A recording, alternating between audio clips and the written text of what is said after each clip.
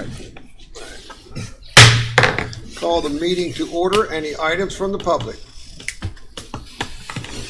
All right, since there is none, ask for a motion for the agenda, please. Mr. President, I move we accept the agenda as presented with a modification of the 1 o'clock and 2:30 Board of Assessment Appeals to be removed. And if there's no other changes or amendments, I move to approve the agenda. All right, we have a motion on the floor, and we got a second. Any discussion? If not, all in favor say aye. Aye. Anyone opposed? The motion carries. Any questions on the purchase order? All right, Mr. Davis, no internal budget revisions? No, sir, we have none today. We have a couple change in status today. We have a letter of resignation received from 911 for Lewis Grindle, effective October 11th, 2022. We have a letter of resignation received from the county clerk's office for George Bradshaw, effective October 4th, 2022. Any questions on those? Approval minutes. Councilperson Delier was not present for September 29th, 2022. Any changes or corrections to those? Ask for a motion on those. Mr. President, I move to accept the minutes for September 29th, 2022. Have a motion on the floor. Do we have a second? Second. Any discussion? If not, all in favor say aye. Aye. Anyone opposed? The motion carries. And abstained. County council calendars will have be back in the chambers on next Thursday on the 20th. And then boards and commissions, we have fire board at 6:30 p.m. tonight. We have Monday on the 17th, 4 p.m. health board, 4 p.m. Eastern Panhandle Transit Authority, 5:30 Main Street Martinsburg, 6 p.m. Planning Commission, 6 p.m. Airport Authority. I was gonna say. We are, hold on the Airport Authority. Mm-hmm. We are changing our meeting date to the second Tuesday, Okay. effective November. Want to change to the second Tuesday from there on? Yes. Okay. What was that? Airport Authority. And the health board will be in Berkeley Springs. Okay. All right, Tuesday, the 18th, 9 a.m., WRNR. Councilperson Delier will be on the show. 11:30 a.m., Parks and Rec, 5 p.m., Sewer District, 6 p.m., Stormwater District. Wednesday, the 19th, 1:30 p.m., HEP-MPO. 4 p.m., Berkeley County Criminal Justice Board, 6 p.m., Solid Waste Authority. Any change? And HEPO meeting will be at the airport, That's good. Martinsburg Airport. Yeah. Mr. President, I do want to point out, I know it's a month away, but on the council's November calendar, we did add Board of Canvass for the general election, which is scheduled now for 9 o'clock a.m. on November 14th. Yes, sir. And that's all been coordinated with legal and voters registration. And Okay. that'll be down in voters registration. Yes, sir. All right. It's always a fun day. All right, we have a canceled check from the county clerk's office. Any questions on that? Motion to approve the consent agenda. Second. Have a motion on the floor in a second. Any discussion? If not, all in favor say aye. Aye. Anyone opposed? The motion carries. We have nothing from the assessor's office today. Moving right along. Board and meeting reports, Mr. Barnhart. Thank you, Mr. President. I had a scheduled Water District Board meeting, but I was in the hospital with my wife and wasn't able to attend the meeting. Who's been dressing the last couple of weeks? You been dressing yourself? Yeah. Tell the truth. Tell the She's truth. been doing it. Our honorary councilperson, like, what are you talking about? She fixed that on my clothes. You don't want to see. I No. can't believe that. See, now my wife doesn't pick mine out. When I come downstairs, she just looks at me and says, "You're not wearing that." Then I gotta go back upstairs and change. That is pretty. All right, Councilperson Delier. Yeah, you got anything better than that? No, I actually listen to my wife when she tells me what to wear too. So mine's hanging in the closet. I just don't know where to put it. That's how you do it. That's how we do it. That's right. No. Speak for yourself. Well, yeah, well, I don't make my wife mad at me all the time. Certain rules we have to That's live right. by. Uh-huh. I did have a meeting on Monday, the airport meeting. I'm gonna let that up to Jim to talk about, but we did, he did mention that we changed the time.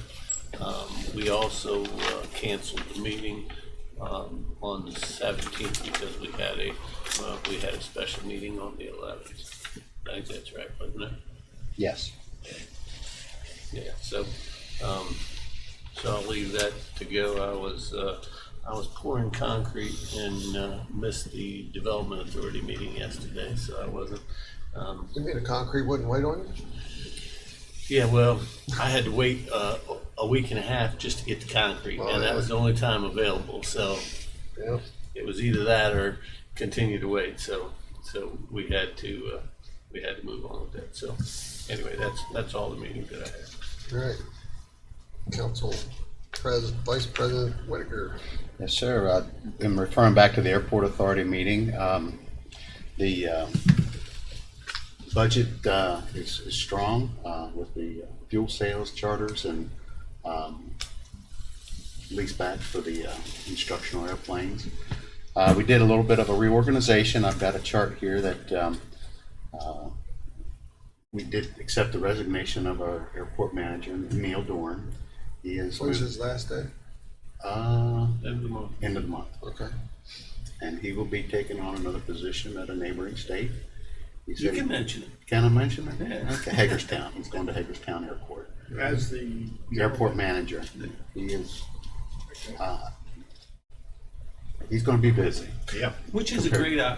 great opportunity for Martinsburg or Berkeley County or what is it called, Eastern Regional. Eastern Regional, yeah. Eastern Regional. It's a great opportunity to be able to have that relationship back and forth that we've never had. You know, so that's a good opportunity for us as And- well as them. And bringing up one of the accomplishments that Neil had done for us at the airport.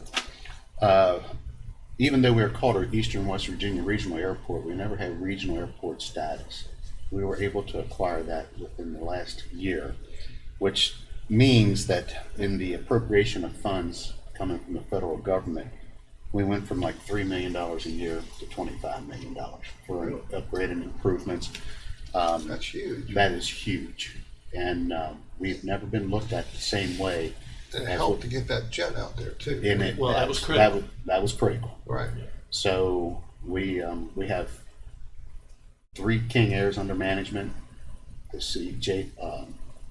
the Gulfstream 5 that's out there as far as in the corporate world, but you don't get any credit for any of the Air Guard C-17. So all this had to be on the civilian side, and Neil had done us a wonderful job out there. So he's going to be missed, but we have reorganized, and Nick Deal will be our new airport manager / operations / guy, and that's where the new organizational chart comes in. And if y'all want a copy of it, I can pass You that wanna on bring to you. anybody else in? or- Yeah, we did. They actually are now one of the business departments for the building rentals, building fleets, things like that. We hired Craig Bartleson, and he'll be taking over that position, which Neil used to do all the time. And they rehired Bill Walcutt back to be the airport facilities manager. So Bill never really liked to do anything with the public or the rents, so he's going to be a good fit because there's not too much about that airport that he doesn't know. So we're good to get him back again. So, He had a great relationship with the Guard. He did very well with the grants and that type of stuff, and keeping all that up and dealing with the FAA. So that's kind of just going to be his scope of what he does. But with the reorganization, Go ahead, yeah. with the reorganization, what this reorganization is doing is it's creating redundancy on 3 different positions at the airport that we didn't have. Well, we did have on one of them because we had Neil, but so Billy will be able to help out if Nick needs help, but it's not his sole purpose to do that. he's got the ability to do that, but we also have two other positions, grounds being one of them. that now we FBO and have Aviation redundancy. Services Manager are the two, one heading Airfield Operations and Maintenance Manager, and then the Business Manager. And all those will report back to the Executive Director, CEO, and then that position then reports back to the board. But anyway, it's, That's total reorganization. it is. And like I said, Nick, I think really is glad in a way that he's going to be staying with us, because it's a passion of his, and I wasn't really, What a change from 5 years ago. yeah, it's an amazing Crazy. change. $300,000 a year budget Yeah. to 3 million. 4.5 million. Yeah. Well, it'll be, we believe it'll be about 4.6 by the end of this year. Right now, I think we're 837. 3.8. So Yeah. That bodes well for the future. no, it's great. I mean, it's great to take an asset like that. I mean, the biggest runway in the state of West Virginia and utilize it. And there's some things in the works out there that we can't really go into details about, but stuff that's working behind the scenes that could just double that within the next couple of years. So Yep. That was about it. a lot going on there. Councilperson Gooker. Yes, sir. I was on the radio on Friday, and most of the conversation was about Amendment 2. It was a good conversation, and, I think what I was able to relay to them is that everybody that has a part of this discussion, the good thing is they want to reduce some taxes on the folks. How they go about it is where the problem comes into. But wanted to reiterate our relationship that we have with our delegates and senators here, that we have a very good working relationship with them, and that was very positive.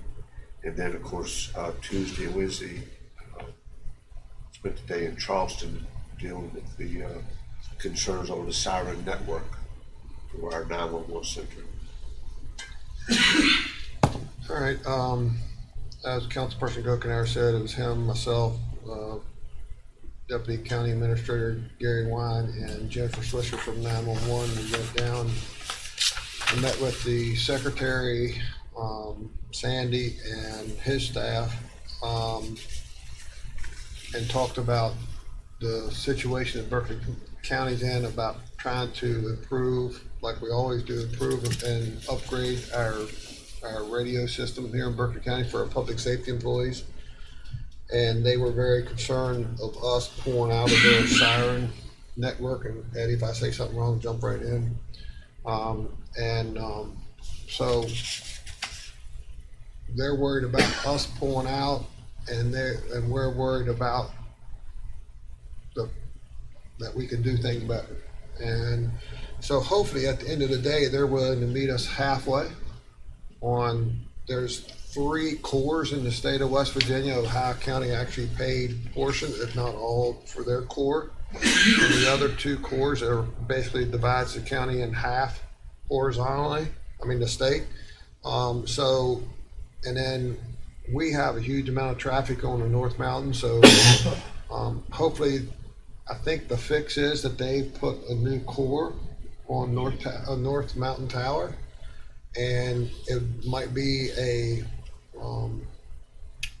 partnership with Berkeley County to get that to happen, and everybody wins. And Mrs. Cackley, we can thank her for never ever giving up our 4 frequencies that we have, because that's why we had to make the trip. Well, once you give them up, they're going. They're gone, you'll never get them back, and the state uses those a lot. So hopefully at the end of the day, the parties can come together. The other thing was, in that discussion, was about Mr. Wine being removed. So hopefully we can get that straightened back out. And I think everybody there agreed that would be a good thing. We have a Zoom meeting tomorrow at 9 o'clock with the same group that we met with. And while he's down there, I don't know if y'all heard the governor talk about SRO officers in every school in the state. In that speech, he said it would be around $2 million, but at the end of the speech, he said, I don't care if it costs 2 million, 10 million, or 100 million. Well, that's a pretty broad budget. And it's a pretty easy mathematical calculation to get that, what it would cost. Well, we come to find out that's not what they're doing. They didn't hire, he's already there, he's Deputy Secretary Rob Cunningham. And it's his duty to create 7 regions in the state of West Virginia and hire 7 people as a organizer for something if it ever happened in a state school, to coordinate the efforts so the sheriff was happened to be down there. He came in late night the night before when we was down there meeting, and sad to say, Tracy was in here earlier. I thought goes, we just got almost $500,000 to do that. Federal, free, right? So he was going to go over and talk to Rob and let him know that we're one step ahead of you. You know, we got almost $500,000 to do exactly what you want to do. So, where that's going to go, I don't know. But it's amazing that the governor can sit there and say, I've got $2 million, but if it takes $100 million, I got the money.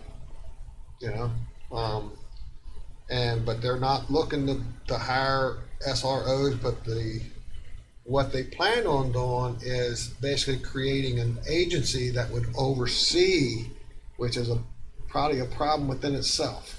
Now, who's going to make the call? That's what we need, another overseeing agency.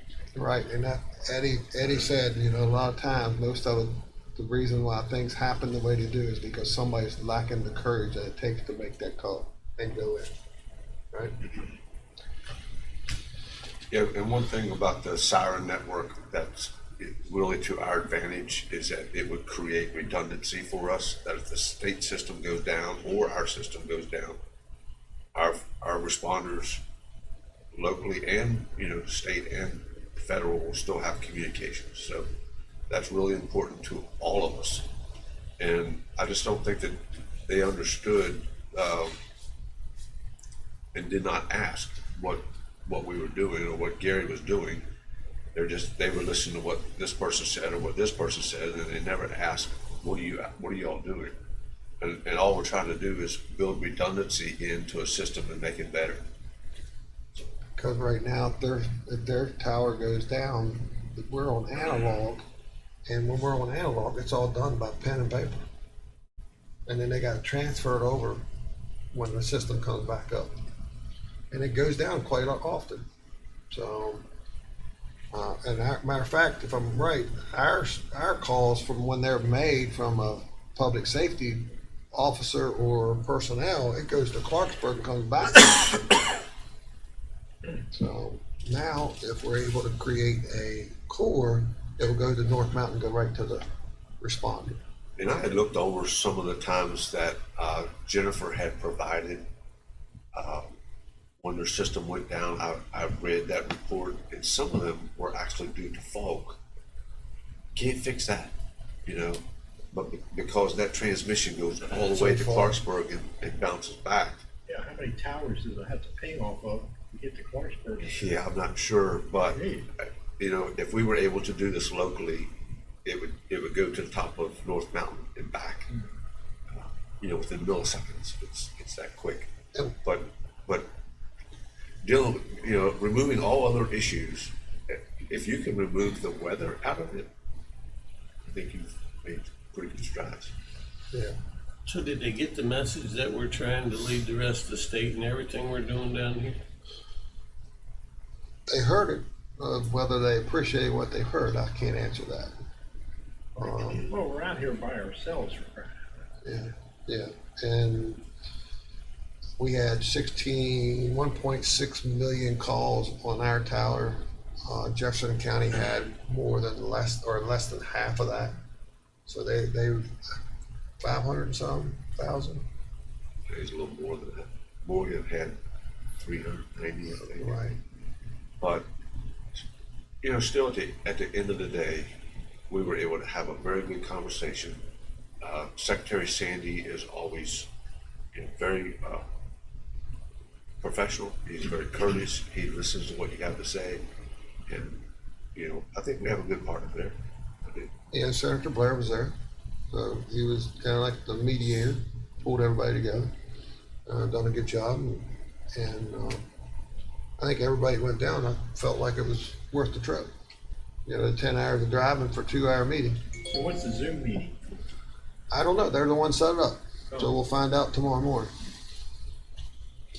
But it just proves once again how important it is to have that communication back and forth. And we all agreed that there was a communication gap. Yep. You Not gotta only have that. not only on the siren radios, but like the sheriff said, well, they're doing something with school safety and never talked to one sheriff in the whole state of West Virginia. So I haven't talked to the sheriff to see how he made out. This is in all the schools? Well, that was the governor saying that, which was a huge misstatement. Yeah. And all they're doing is creating the Department. department, and they're hiring 7 regional people, and there is no way in heck I'd want that job. You know, so It'd be interesting to see what the regions consist of. yeah, they had the map already mapped out. It's the same thing. It's the same region that we currently work under with emergency management. Which It's, is Berkeley, Morgan, Jefferson? Or? Hampshire, Mineral, Pendleton, Harding. maybe. Yeah, it's about 7 of them. So 7 or 8 per region, where we would be in region 3. Still would have the SRO officers that would be still between the school and the county, which Tracy Gillum says there's grant money out there like crazy for the county to apply and for the school board to apply. I guess I might as well just go ahead and talk about the SROs. Had a conversation with Superintendent Ron Stevens here in Berkeley County, and he's basically said that he'll just keep the money where it is and tell us how long we have SROs in the school. So he's thinking somewhere in March. So we'll go to that. That's where we ended up on that one, I think. All right, board and commission vacancies. Any activity there? All right. Mr. Whitaker, or if you would do the Sure. honor of the honorary county council person. Rachel, you want to come on up here? This is your show. Put you on the spotlight. Yeah. See, no one told me anything. Well, we're going to tell you a lot less. They just said, you're doing this on this day. I Okay. said, okay. Well, tell us a little bit about yourself, what school you're representing, and what your plans are. All right. Well, my name is Rachel Allen. I am a senior at Faith Christian Academy. I am a huge part of the band. I have been playing the flute for almost 6 years now. It is probably one of my biggest passions. I'm also the lead singer of the praise team there. I'm a huge part of the music ministry at my church. I absolutely adore it. But despite all of that, my major plan is to go to trade school for cosmetics and SDology. Okay. Cosmetics and what? SDology. So, It's the opposite of makeup. It's like the skincare oh, portion of it. Something you learn something. you might be able to use a little bit. When you get a little bit older, Jim. I have been doing that for years. It is one of my favorite things to do. Okay. So being a singer, how did you get started, and did you take any lessons? With singing, Yeah. I started out in like elementary school choirs, loved it. In 5th grade, they were giving me solos. It was amazing. And then I started at the Old Opera House, taking choir lessons, auditioning for theater shows, musical theater, all of that fun stuff. And now I really never took private lessons, but I was always a part of small choirs and did one-on-one lessons for solos and things like that. So now I have a couple solos in the school's choir as well as in the school's band, and I'm the lead female singer in the praise teams. Good. Did you bring your flute? I wish. It's in my car. Did you play any sports or anything, man? At Faith, I run track. I used to play basketball. Before that, I was on travel softball, all-state softball. I absolutely loved it. But in order to pursue my career, I needed to free up some time. Well, my granddaughter played volleyball there. Her last game was today, Wednesday. Yeah. So, anyway, well, raise your right hand and repeat after me. I state your name. I, Rachel Allen, Do swear or affirm do swear or affirm that I will uphold the Constitution that I will uphold the Constitution of the United States of the United States and the Constitution of the State of West Virginia. and the Constitution of the State of West Virginia, That I will work hard to fulfill that I will work hard to fulfill the responsibilities of the office of honorary councilman. That I will work hard to fulfill the office of honorary councilman the office of honorary councilperson or member, or member, to which I have been appointed. to which I have been appointed. So help me God. So help me God.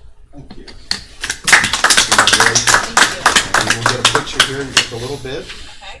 and we'll take, when we take a look, there you go. Thank you. If you have any questions, just feel free to just jump Chime in. in. All right, you want to make fun of Mr. Barnhart? Go ahead. Yeah, everybody else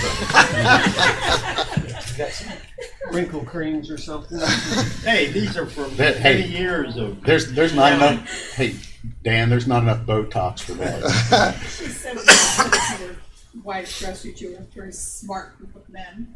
What was that? When you said you all let your wives dress you, you all were a very smart group of men. Well, there's one that's not.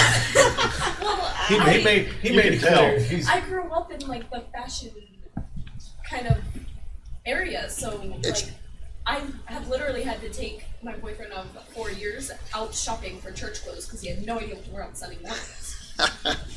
starts It's not early. that, it's not that starts I have early. a, but wait a second, Rachel. Are you talking to a guy that's on his third marriage? Oh, here we go. Well, Right. I don't And I've believe been in married- quitting until I get it right. And I've been married for 40 years, so. And you haven't learned yet? There's no hope for him, is what he said. All right, we got a bid opening for County Council Fiscal Year 22 audit. Yes, sir. On August the 29th of this year, we received notification from the State Auditor's Office that it was time for our annual solicitation of bids for the County Council's fiscal year 2022 audit. We developed the audit, and it was distributed directly to 34 firms that are on the approved list of CPA firms to approve by the State Auditor's Office to conduct audits for local governments. We have to document as part of the process with State Auditor's Office. We have to document that we did distribute the RFP accordingly. The RFP was not placed on the website or social media platform only because only those 34 firms could bid on it. If the council will recall, for our fiscal year 21 audit, we actually had to put it out to bid on 3 separate occasions because we've learned over the past year that a lot of firms are actually downsizing their audit departments, and their only audits that they do are the smaller audits, and we're certainly much bigger than a lot of local governments and municipalities. Our fiscal year, we finally received a bid from Perry and Associates. The bid for our fiscal year 2021 audit was $32,750. The deadline for bids was 4:00 p.m. on Wednesday, October 12th, which was yesterday. Prior to the deadline, we did receive notification from 11 firms that they would not be submitting a bid. Once again, we have to document for the State Auditor's Office the number of declines that we've received. We did receive 1 bid prior to the deadline, and that was from Perry and Associates. And your budget for the current, for this bid and the current budget is $50,000. All right, we have the only person that bid, as Mr. Davis says, Perry and Associates, for the bid of our audit is $33,250. $33,250. So $500 more than what it was last year. And kudos to them. Yep. I mean, obviously they know what's budgeted and they come in well under that, so. And they understand our finances now. It's getting easier and easier for them to do it. One So, more thing. Well, the good news is this will be the first audit under the new Munis system. So we can actually give them remote access to Munis so that a lot of the field testing that they do now can be done remotely. Right.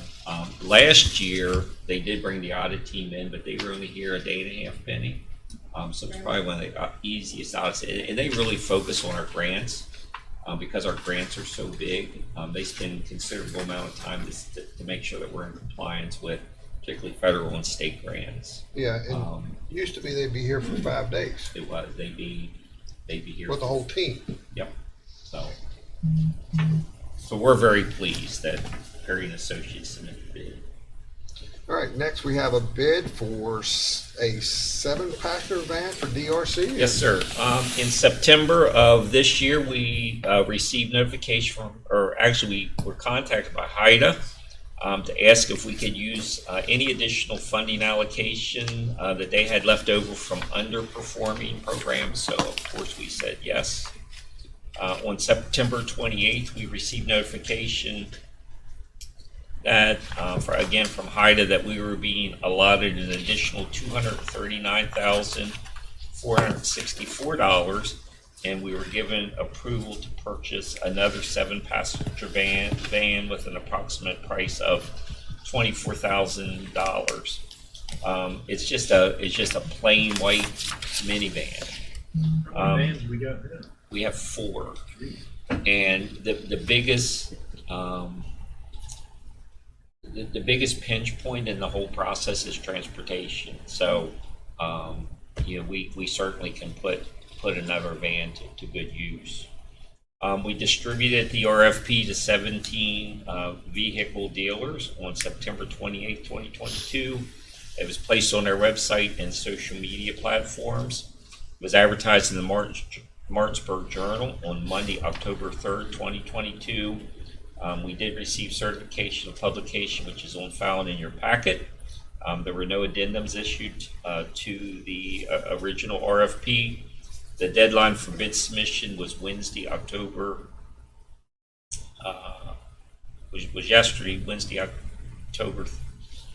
12th, 2022 at 4:00 p.m. We received 2 bids prior to the deadline.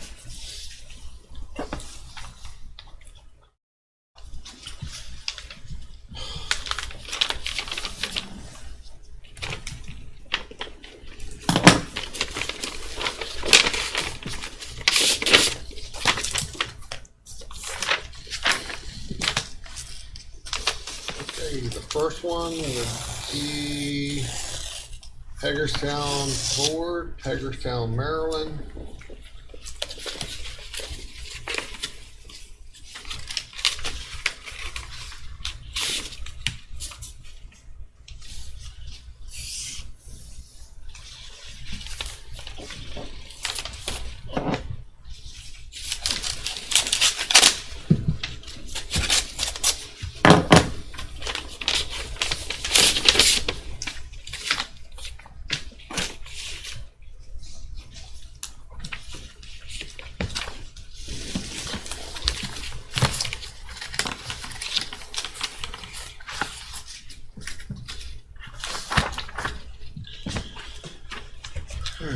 Lump sum $33,650.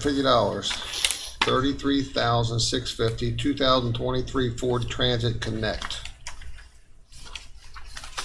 Is there any modifications we have to make to this? No, sir. We wrap the vehicle with graphics, but that's the only thing that we do. Mine was totally separate. There it is, right there on the back page of the thing.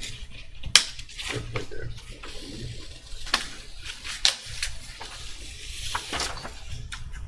This is Whiteside of St. Yeah, Clairsville. Fleet Manager, White Side of St. Clairsville. Um,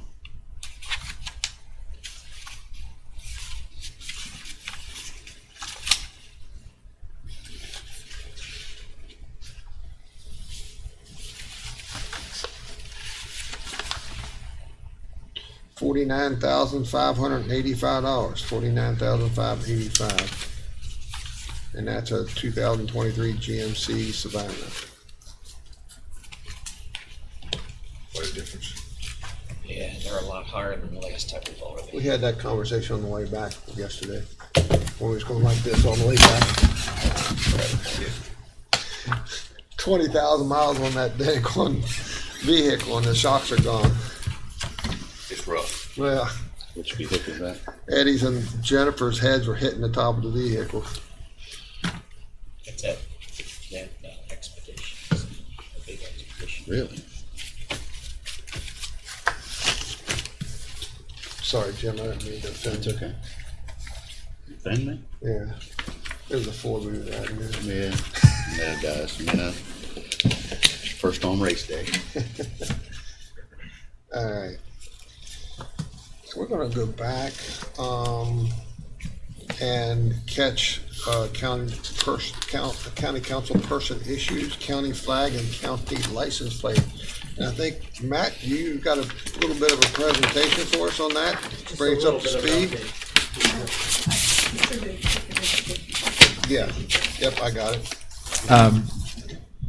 We received a communication from the DMV via regular mail, and they sent us, I copied it, scanned it into the computer and emailed it to you all this morning, but basically it lays out an 8-step process for a nonprofit organization to apply for a license plate. I don't know if you want to go through all those steps, but in a nutshell, in theory, you could partner with a nonprofit organization and produce a license plate for the county if that's the vehicle that you would like to use to produce it. I think right now we're thinking about more of a county license plate, right? Right, So, right. I mean, in theory, you could partner with the Community Foundation, Parks and Recreation Foundation, another nonprofit out there, and pursue this endeavor.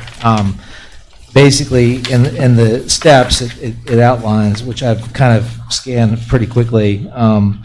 It sets up a structure where the process would be ongoing, so it would continue on in the future, and the organization would have to be on board with continuing to kind of be involved with taking orders.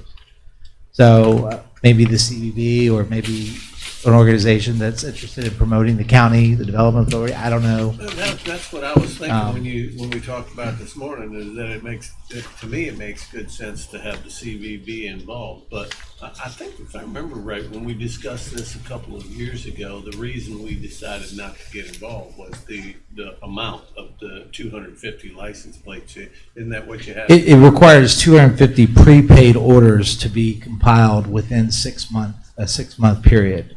You have to have 250 prepaid applications within 6 months. That's what the law says, and that's what the DMV applied in their process here.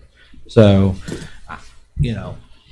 it's about whether, who you want to proceed with this, and who would partner with the county to proceed with this. And I mean, we could explore whether there's a partner out there interested in pursuing this. I could reach out to some people. I very quickly forwarded the information to a few key people on the steering committee just to see whether their organizations would be interested. Have not heard a whole lot of feedback just yet, but I have been in contact with Senator Blair about it. He is all on board. He really would like to see it happen, and he believes it would snowball across the state, and then all the other counties would jump on it too. Yeah. He has a firm belief in that. I don't know. We talked about 2 nights ago. And he, so I mean, they don't even require a real clear. This one a very basic design. They don't require like a lot of effort as far as the design process, and that's, we could always tap the students to reach out to them and about that to help us with the design if we wanted to on the actual plate design. That's not a problem. I noticed in some other states, particularly Florida, Yeah. They'll have like the Florida heading, and on the bottom, it'll have the county that the tag is in, like Polk County, you know, Seminole County, and, you know, I like that. and I do. then, you know, I like put that. Berkeley County, West Virginia on the bottom of it, and then you would have your personalized spot in the middle. And I Right. think that would be, And that's simple. and that's simple. And it's- Well, Yeah. even with the seal. Even with the seal up in a corner or something. There you go. Now we can use the seal on something. Right, yeah, sure, absolutely. So, And I think anybody that would go out to the DMV to renew their license, or even online, if they say, what county you from, Berkeley, do you so choose to Right. have Berkeley County to your plate? do the seal and the 250th all in one plate. Right. Yeah. So, I mean, this is a nonprofit organization process. And like I said, I mean, a partner, I think we would need a partner to try to see if we want to push this forward through this nonprofit process. There's a lot of nonprofits, but I thought we could do it ourselves too. Well, I believe, This has to be a 501c3. MRB Foundation. the other part, 501c3. the other part of this is that I do believe there's still the legislative process, which is still exists, and the legislature still is in the business of approving license plates as well. So I'm not as well versed on what that process is. I think Senator Blair alluded to it, and a chat we had, that maybe the threshold for number of prepaid applications is higher, and that the legislature obviously would have to approve a proclamation or some resolution to authorize a license plate through that process. I'm not clear on that, though. I don't want to swear. So or why say don't, anything. why don't you get on the CVB and on their agenda and just present the thought to them? I mean, they have a small store in their building out there where they sell all kinds of Berkeley County stuff. Maybe we can get a sample plate with what it could look like.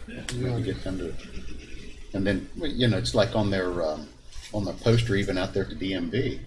They have a choice of all these plates that you can do. Why don't they even add that to your county? Well, it would be, They require an approval, there's an approval process and eligibility. I'm looking through this. They make a determination on eligibility, and there's requirements that can be required. yeah, I could see where, you know, some nonprofits would actually, like you said, design their own try. You Right, gotta think, the more the plates you got, the less chance you have to beating the quota. right. And then there's also, you know, it also states in here that you have to maintain that certain number. You have to have that many active plates in continuous use. Right.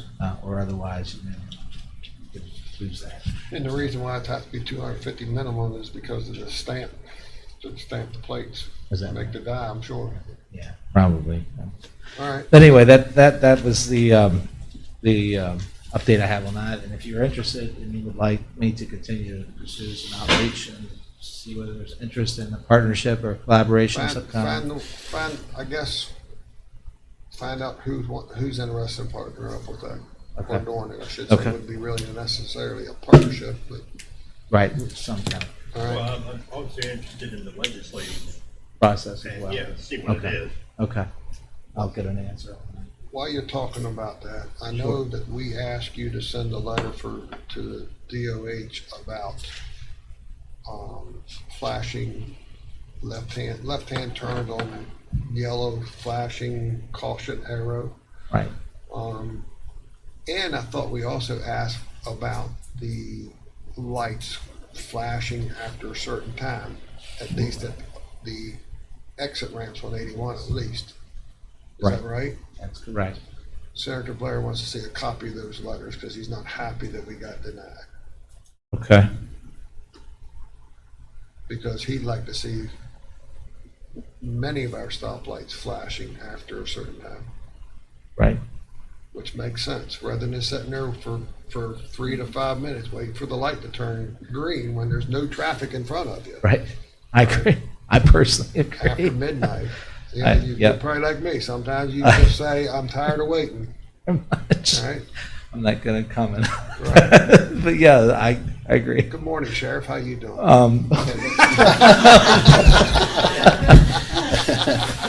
Anyway, the other thing I want to just briefly update about regarding the flag, if we we're okay with moving forward to the other item, real Yes. quick. I did reach out to the James Rumsey Technical Institute, and the Board of Education, School Board, and let them know that the county was interested in producing a flag. So they were relaying that information to instructors, advisors, and we'll see if the students can produce some designs, and we'll have a review process, and we'll get Well, your Rachel, review we on can- that. We can get Rachel involved, and Faith Christian Academy can be part of that program and try to design one as well. A Berkeley County flag through your We arts. could, the Interact Club would probably be interested in that. I'm a part of that. That's the big, like, community Mm-hmm. club that we do. Yeah, so it'd be a competition. Whoever designs the flag that appears to be the best one for Berkeley County, that's the one we're gonna make. Okay. Can I get your email later? Yeah. Okay, very good. But that's the latest on that. If you all had any other input on the flag. No, I think it all sounded great. Okay, okay. Thank you. Great, thank you. So I want to say something since we're talking about the DMV and the lights and mentioning that. You guys travel, go places. I didn't notice it. I mean, we're here all the time, coming in and out and driving around, and you really don't notice it because we're so familiar with our surroundings. But a couple weeks ago, I went down to the beach and back, and I was really paying attention to, a couple of the cities that I went in, and I went the back way, went down through Lynchburg. Our cities, around the city and around our ramps, is very, very grown up. We're not grooming these areas. The Department of Highway is not. If you look around the mowing, if you look at the mowing coming down down Route 9, around the city even, the city makes a good attempt to mow out to the edge. And I've even seen them out there on the ramps on going in on Queen Street, actually with regular mowers mowing that.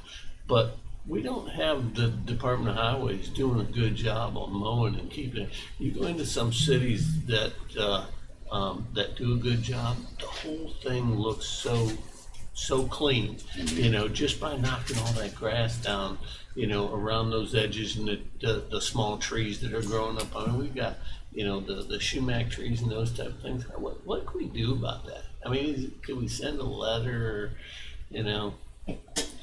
to try to get a better job done on that? I think a lot of the problem is personnel. I don't think that they have enough staffing to do what they do. Recently I've been seeing some of the folks in the inland area, South Berkeley County, wanting to name the different roundabouts. And they are so poorly maintained today that I wouldn't want to put somebody good name on that. If you put a name there, you want to maintain it. Sure. But even though the original roundabout there, it's got trees growing up beside it, and I've threatened, I don't know how many different times to stop and just walk it off and Whack it down. yeah. But the place is so busy, I'm normally not there 12 o'clock, 1 o'clock in the morning to do it safely, but I don't know if they have enough personnel to do what they need to do. Well, I know at one time when there was brush in the roads to where you had to take one of our dump trucks and be halfway in the other lane, going around a curve or over a hill because the brush wasn't cut back. There's sometimes when our grass is 3 times higher than our guardrails, so, and you're right, Eddie, the excuse was we don't have enough staff or our tractors are broke down. So. Well, and I get that, but I also know that I've had heavy equipment long enough to know that the one that squeaks is the one that I oil. If it gets to that point, I do something about it. So, I mean, is it something that just need to I think you go to your legislators and start there. It's just a beautification thing, pride. Yeah, I mean, How many times have we went to the state and asked them to clean up 81 like we're doing our secondary roads? I know. And it used to be if you wanted overtime, that's what you did. No, but maybe it's something that we need to look at it differently and try to get somebody that does that continues to do that somebody isn't letting it go. I mean, we do it. We throw something at it. once every couple of years or whatever, and if you do that, maybe you get a little bit of movement, but if you had somebody that was assigned or somebody's part of their responsibility to keep an eye on that. I mean, we have the litter cleanup, maybe it's somebody like that to have that conversation so that we're continually sending things and sending things and sending Haven't things. we asked them for permission to do a little cleanup along the interstate? No, they wanted us to do it. We said no. Yeah, it's too dangerous. Well, at least off the exit ramps or something. Yeah. Not on the interstate itself, but I don't think the we'd exit have- ramps are terrible. I don't think we'd have time, Jim. I mean, we're cleaning up the bike trail, we're along county roads and stuff like that, but we could always buy a little oil canister and stick on Matt's desk and he can make sure things get lubricated once in a while. Sounds like No, but I mean, and that's not a huge thing, but it makes a big difference in the community and pride and all that. I mean, I went through, and I was, like I say, I was really paying attention to it, and I went through some areas, and then when I came back home, I was like, really, we're not doing any better job than that, and I never even paid much attention to it. I see it. I've noticed the DM or the DOH has gone out and has cut down tree after tree after tree along the interstate. Yeah, And then- because and of then- the lights, that's why. What's that? Probably because of the lighting system put Yeah, up. that's- Well, that, and they're But they don't just, clean it up. and they're not cleaning it I up. know. they just let it fall. And it's like, really?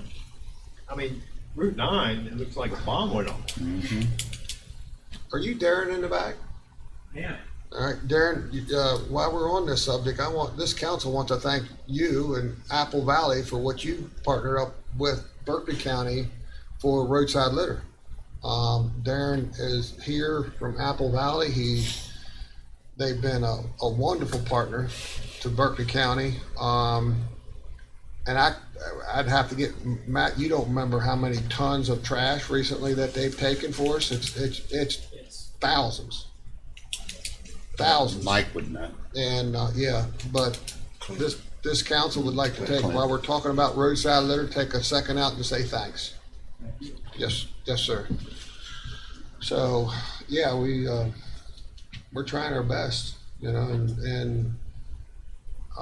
so, try to figure out some way of getting DOH to do their part would be great. Good luck. Well, the one that has the best contact with DOH Yeah. is Mr. Gokenach. Yeah, I've noticed that. We'll work on it.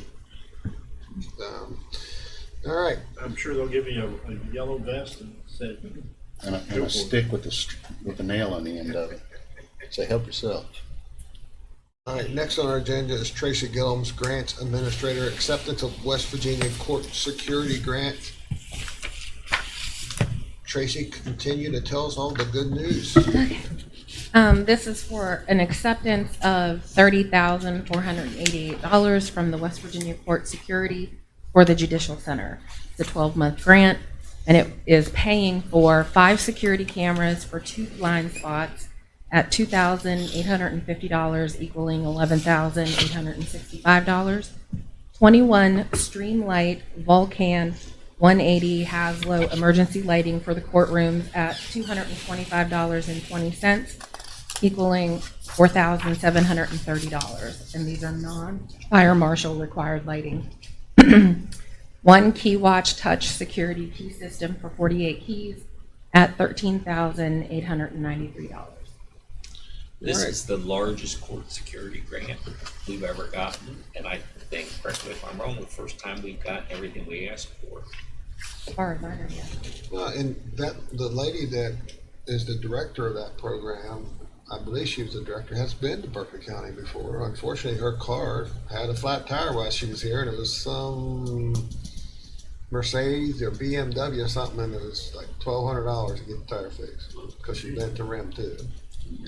And she wanted to get home for Christmas with her kids, If you remember when we had that transformer hit by the tree, right.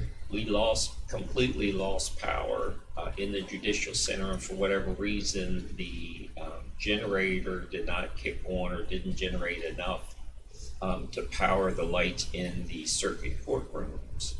We had a murder trial going on, and they had to continue it with flashlights. Right. So that's why we decided to ask for the emergency lighting for the courtrooms, so that there would be no interruptions if there's a trial going on. It's just to basically carry on with business. And I think this money was in jeopardy last session, wasn't it, Matt? Andy, or Andrew, Anthony. But yeah, I think it was in trouble. And we wrote a letter, I think, as a recommendation to keep it. Or I think Summer worked hard on it, or worked some on it. But anyway, we need a motion to approve the court security grant. So motion to approve the West Virginia Court Security Fund grant for fiscal year 2023. Have a motion on the floor in a second. Any discussion? This bid, how long is it good for? 12 months, I think. Oh, the bid. They were good. We did have to we made an alteration before we turned it in so that it could be made until the end of December. And a lot of that stuff would probably come from Mr. Wines. Well, the cameras would be. So, all right. Anything else, Jimbo? All right, all in favor? Hoping that the costs are accurate. Oh, yeah, they'll be fine. If not, you're still getting the grant money. You'll throw a little extra money in A it. little extra money. Right. Have you not pick up your paycheck for a month? I don't get a paycheck. They took that away from you, didn't they? All right. All right, all in favor, say aye. Aye. Anyone opposed? The motion carries. You said that so low, like you were still really depressed about it. Well, yeah, I am. I don't, see it anymore. I need a motion to adopt the resolution authorizing court security fund grant 23-CS-02. The County Council of Berkeley County met on October 13th, 2022 with a quorum present and adopted the following resolution. Be it resolved that the County Council hereby authorizes the President of Berkeley County Council to act on its behalf in order to enter into a contractual agreement with the Division of Justice and Community Services to receive and administer grant funds pursuant to the provisions of Court Security Fund CSF Grant Program Project Number 23-CS-02. All right, entertain a motion as Tracy has described. Move to adopt. Have a motion on the floor. Do we have a second? Second. Second. Any discussion? If not, all in favor say aye. Aye. Anyone opposed? The motion carries. Thank you. All right. Next on our agenda, we have a board and commission interview. Mary Sue Catlett, candidate for the Development Authority to represent Hedgesville. Mary Sue, do you want to come on? Yes, ma'am. It's pretty simple. Just tell us a little bit about yourself and why you want to serve. And I'll tell you what's going on. I joined the council again this year. Did you? The Hedgesville Town Council Uh-huh. was short 2 people, and since May, and they lost a recorder, they lost a council person. I didn't want to be the recorder, but I said I would fill in for a council seat, and the mayor has been the recorder and the mayor Okay. on both jobs. Right. So in August, they had 2 special meetings, and a recorder, and I was the council member. So in our September meeting, she did assignments of different council members, and she's never been able to go to a development authority meeting because of her job. She can't go to morning meetings. So the council appointed me to replace her, and she did on the board.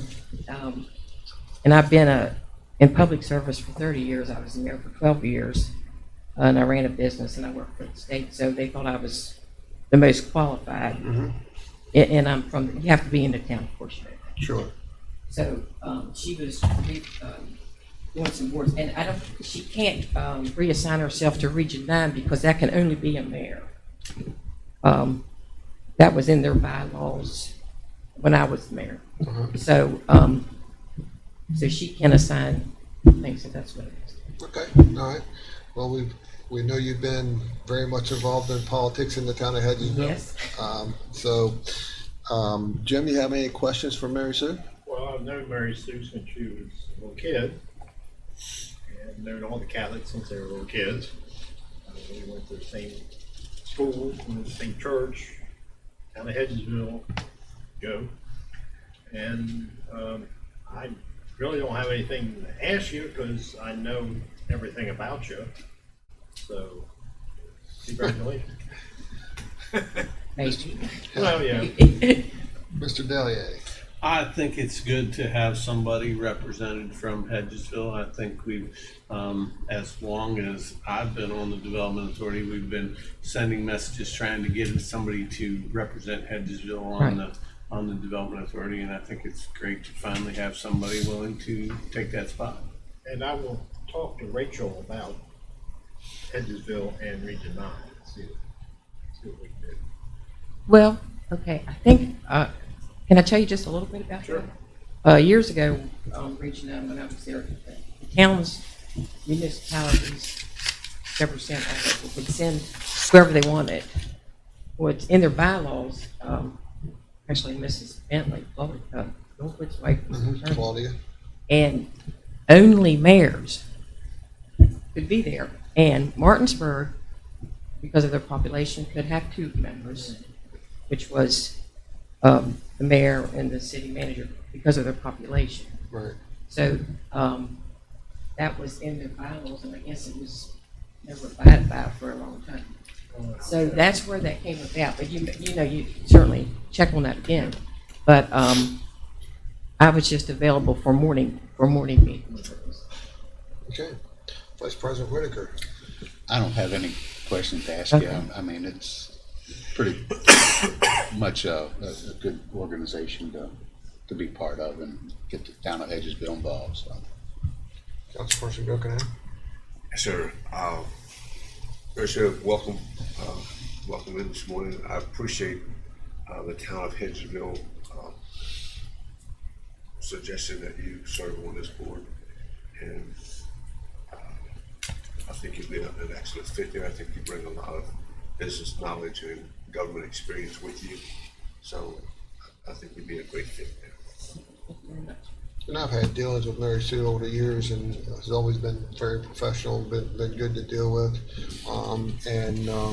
This is a procedural thing, right?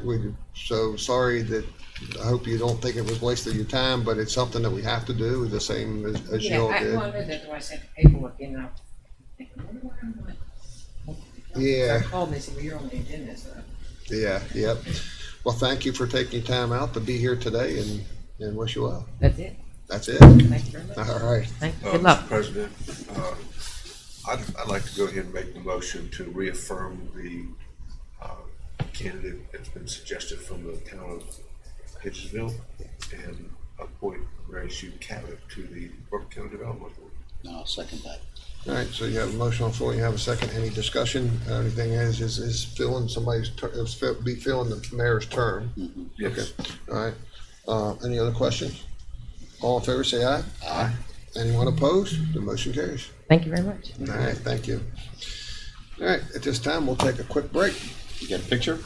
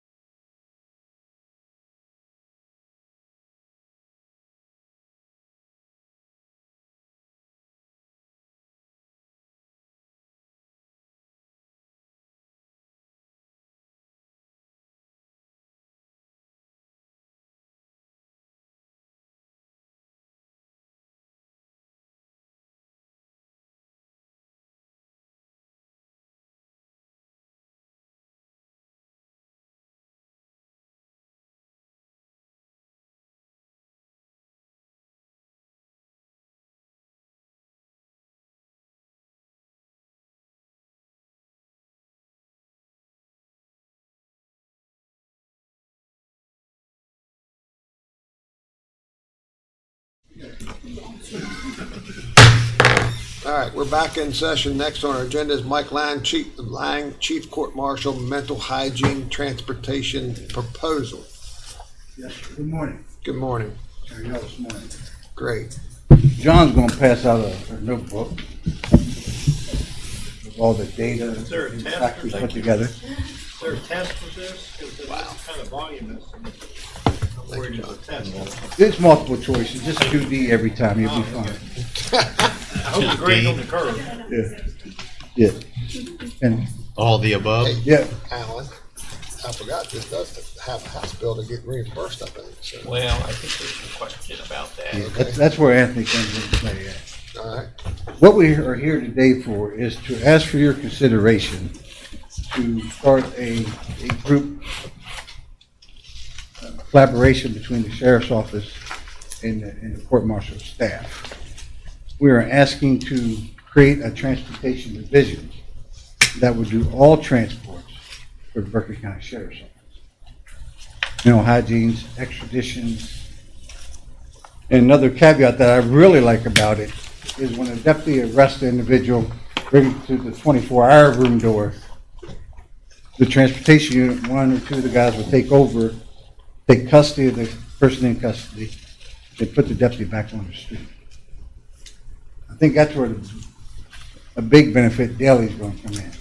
Since Sunday, close to a dozen trips for the sheriff's office? This since Sunday. A dozen trips across the state?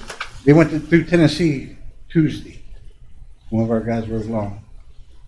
Went to somewhere in Virginia and had to go through Tennessee. As you see, there's some rough figures of what it's going to cost to get this kind of off the ground. They're rough. Please don't hold me to them. So, Starting to sound like the governor. yeah. We are fortunate to have the staff we have at the courthouse. I included all the training records. They're in the back of all the training that guys have. They're well-versed in transportation. They're well-versed in inmate transport. I think it would behoove us to use their talents while putting the deputies and keeping the deputies on the road where they're needed the most. So, long story short, that's what we're here to ask for. We have the sheriff, Tom's here to give the blessings to the sheriff's office to join in this collaboration, joint effort. It speaks volumes what's going on in Berkeley County. To have two agencies work together, we're willing to work together like this, really speaks volumes. And your rough budget, I think, was $500,000, somewhere around there? $250,000. Quarter? I'll take half. I know you will. You're good taking it. Yeah, I'll take half. It's $250,000 for personnel. Right. Right, then you have the vehicles, so the first year, we actually probably every 3 years, it's gonna be pushing more of $500,000. I think I reached out to, I want a transport van, not a trip vehicle. ADA compliant. Are you- And it has more features than just a simple trip vehicle. I want a transportation van Is that for local transport? for. Cause I can imagine you're gonna cross Cheat Mountain and going across and Garrett County and stuff in the wintertime, it'd be tough to go across there. Well, most of the Sprinter vans now are all-wheel drive. Okay, So that's what we're gearing for, the Sprinter van conversions. They have cages, they have individual seating, they have cameras, they have mechanisms to keep the person in place. ADA compliance has a wheelchair lift. It shoots the whole gamut. I guess, Mr. Davis, I guess when you really look at it, it's the trip vehicles are something we already have in the budget, so it'd be more of the uniform patches, things of that. Well, the nature. trip vehicles that we have in the budget and the vehicles that Mike is talking about are different. I know, but the trip vehicles we replace every 2 to 3 years We anyway, do cut the based on mileage. mileage and wear and tear, yes, Right. sir. All right, I reached out and got one estimate, it was 120 to 140,000, for the van, one van. That's I think 750 Baltimore Street could probably convert you one pretty cheaper than that. Yes, sir. I'll concur. But we just opened bids for a plain white minivan this morning, and 30-something thousand. 36,000 was the low bid. Right, 49 was the high bid. Right. So who knows? And I think the 49 was two-wheel drive, rear-wheel drive. So, Um, if approved, I have 4 guys slated to run this. John will be point of contact with the sheriff's office. Anybody knows John Carball. He's a retired lieutenant from Maryland Correction. He did a lot of scheduling of trips. He's well versed in the whole process. I guess the caveat is, if we do this, I need 4 to replace. Because there'll be designated trips. right. If there's no trips, they'll have lateral duties. But I need 4 to replace. I So, guess, so is the thought process that this is what it's costing us right now through the sheriff's department doing this? more. I mean, how much have we calculated that and what it's No, costing us? no, for the sheriff's because department? only And because how many working hours it's going to free up the sheriff's The department? date is there, 2,000 Yeah, it's right around 2,000 hours. man-hours annually. Yeah, it so was- what it's going to do. So it's basically another employee because what is it, 2,080 is a, It's putting more patrol deputies on the road. I get in Berkeley County. That means that the sheriff's department's not pulling deputies off the street out of shift to run, and sometimes they cross. You got one transport going up when another transport's coming back. I don't know how often that happens, but it probably happens more than we care for it. So, in my head, you're looking at a $500,000 more to get this started, but it puts more deputies on the road. and I understand the whole concept. I'm just trying to figure out the actual mechanics of it. I mean, if we look at when we actually created Port Security, we by doing that we saved time for the deputies at that point to be able to do other things.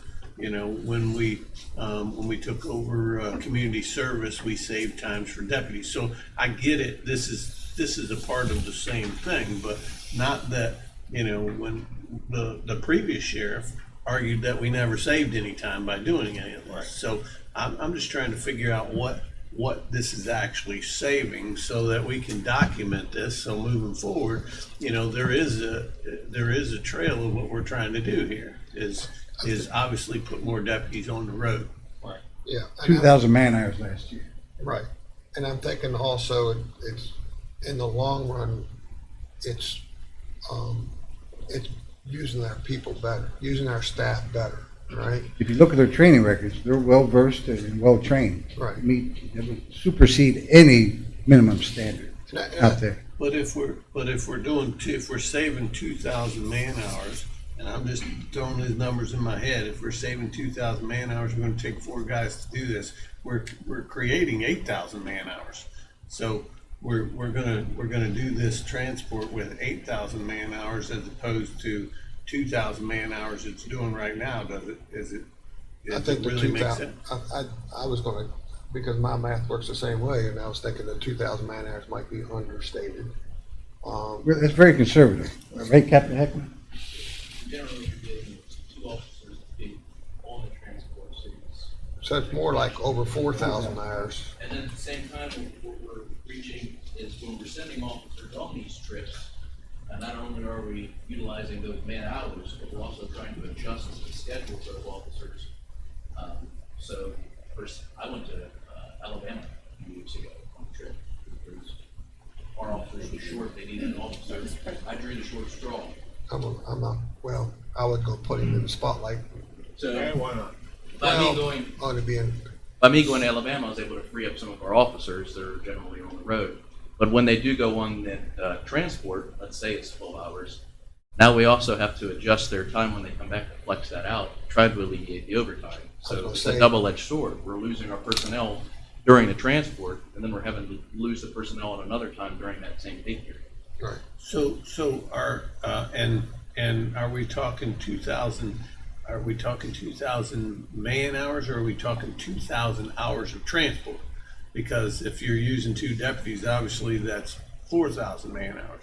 So I'm just trying to figure out the logistics. Not that I'm not on board or don't think it's a good idea. I think it's a great idea to have a division that's going to be focused on doing just this part. But, Especially Should this, be included, the in the packet. well, that's a lot of information It is. And to look at that should, real it should quick. fish out all of it. I know that I went back, we started as a county through the CMI program, documenting transports, I believe, January 1st of 19. So you have in your packet from January 1st of 19 all the way up to present, should be a demonstration kind of where they're at.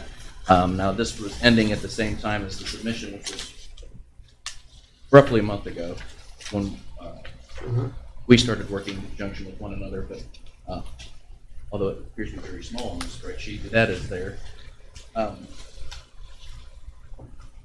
so the first page we're looking at is the 4 deputies that's doing warrants, inmate transports, complaints and all that stuff.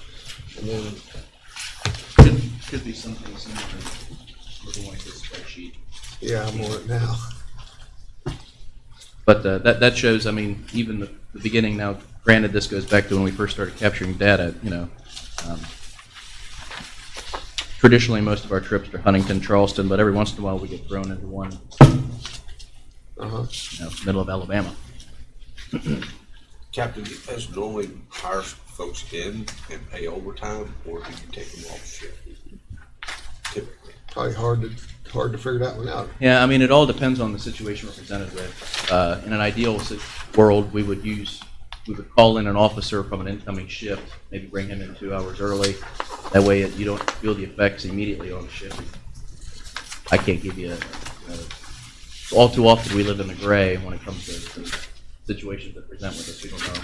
But if you're not, County, if, yeah. if you lose those folks on a shift, chances are the officers that are here, boots on the ground, may have to work overtime. Sure. So, For the transports. And that, well, no, not only for the transports, but to provide Cover coverage in shift. county. Right. So, and the other thing we need to keep in mind is, do you have anyone, do you specify who's gonna do the transport, or is that Under data. whoever's next up? Does it rotate? It generally, it would rotate on the circumstances surrounding, like a mental hygiene trip, that could happen in the middle of 2 a.m. on a Friday. So, the other thing that you remember, chances are the deputies that they're pulling off shift could be making considerably more right, it's, than the proposed transport officers are. So, I mean, and that's, there's a lot of moving parts. and that's what that would be a question for Mike. I mean, if you was to do the transport division, all of a sudden, these guys, your employees wouldn't have a set schedule. They're on call, You understand that, right, John? right? It's kind of like working construction, you know? You work when it's pretty and you're scratching, trying to figure out where to go if it's raining. Yes, sir. Everybody understands all the little caveats and parts of it. We met, what, 3 weeks ago?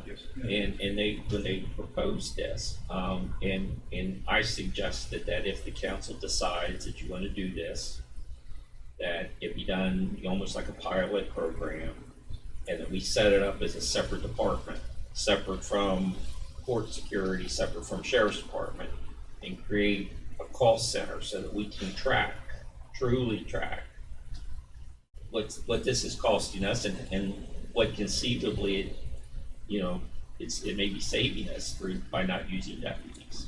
But the spreadsheet that they provide us on what it costs is a great spreadsheet. I mean, you're counting hours, you're counting cost and all that stuff. I personally think in the long run, it's a great idea. And we've never been able to do that or even think about what we think about today because we've never had that relationship with the sheriff's office. court marshals and the sheriff's office has never really, had a relationship like it is today, and we certainly didn't either. So with all the relationships that we have going on, now's the time to do it, or soon here before long time to do it. I know the sheriff worked hard, and this is where Anthony's going to come in, worked hard last year during session to try to, and actually I thought they made Berkeley County a pilot to be able to do something like this and actually get reimbursed for it. So there are two parts here. One is reimbursement for, Because it could have been done by an outside agency like a bail bonds office too. correct. So reimbursement of sheriff's department, sheriff's deputies for mental hygiene transports, not other inmate transports.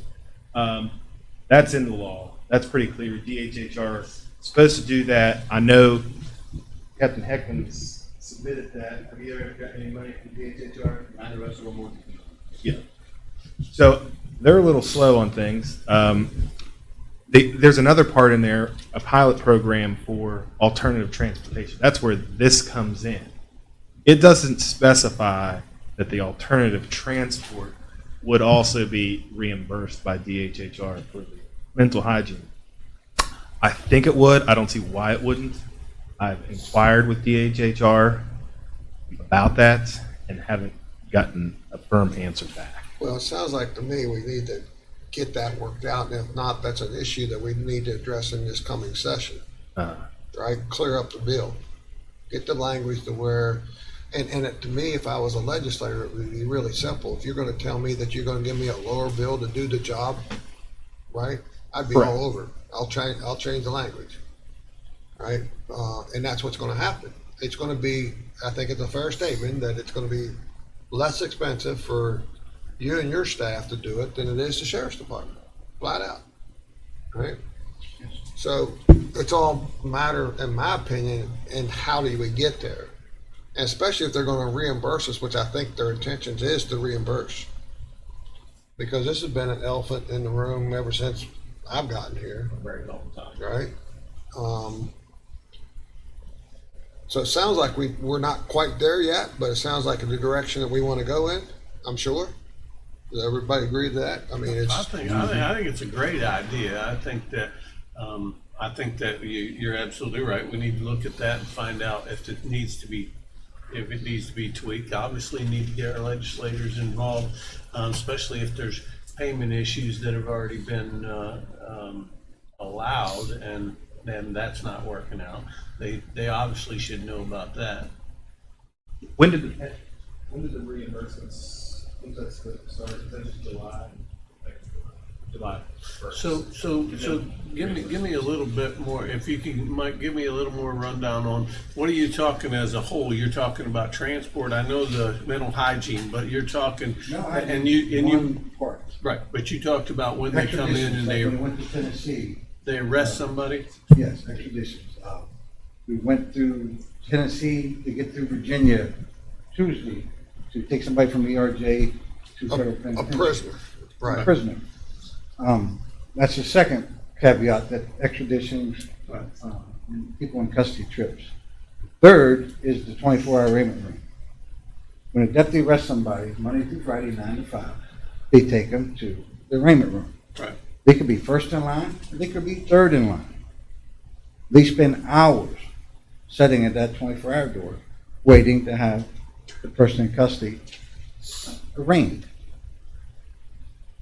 We would take over and put the deputy back on the road. Right. So this is going to be for people full-time positions. Yes, sir. It Right. encompasses all transportation issues that the sheriff's office faces. Right. And a lot of your people that you hire, and probably part of the description of the job is to have that type of background. Yes, sir.